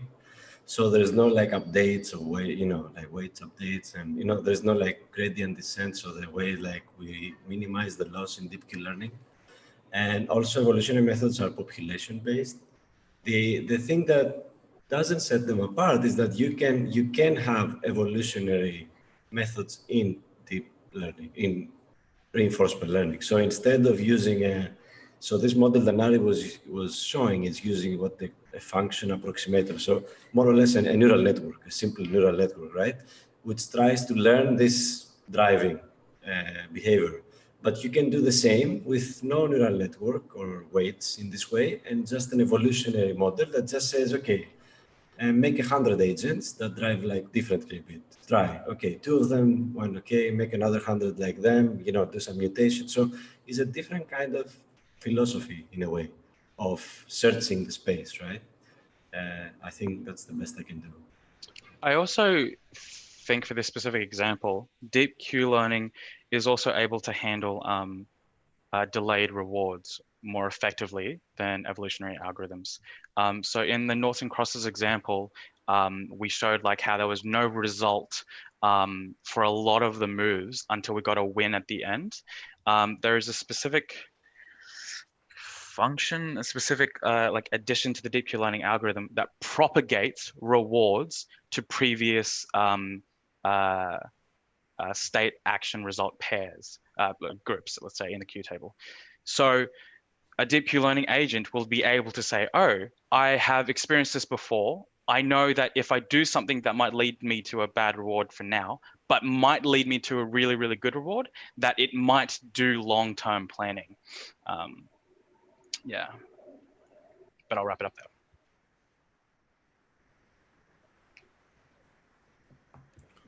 Okay. Can you all hear me? Yes. All right, so we should now start like working in groups. My connection is not great. Can you still hear me? I think my connection is not great. Yeah, crystal clear. Okay, because I lost some of you. So we should move to groups as soon as possible. So I'd say we can get out of this link and go to the other link. I will also post it here so that we are in groups and we can do breakout rooms and everything. And talk a little bit there on group work. And then we will be back here in about 30 to 45 minutes to present, to do the pitches, right? Mm. Is it clear for everyone? Can you all like just do like a thumbs up or something when you're ready? Yeah. Can we have a break? Sure. Yeah. 5 minutes. Yeah. Okay. 5-minute break, and then I think that by the time we gather in the other room, it will be 5 minutes. I just wanted to assign myself in group related to special analysis because yesterday happened something. Yeah. I don't know what happened, but my connection was bad. Sorry, very bad. Sure. Okay. Yes. So I'm copying the link here to all the panelists so that you can move to this other group. So if you click that link, you should be able to go to the other room. I'm gonna stop the live stream now. We will be back here 45 minutes, let's say 45 minutes, 4:15 for the pitch. So any of the auditing students want to be back and see the project work, we will be back here in 45 minutes exactly, 4:15. All right? See you in the other room. See you then.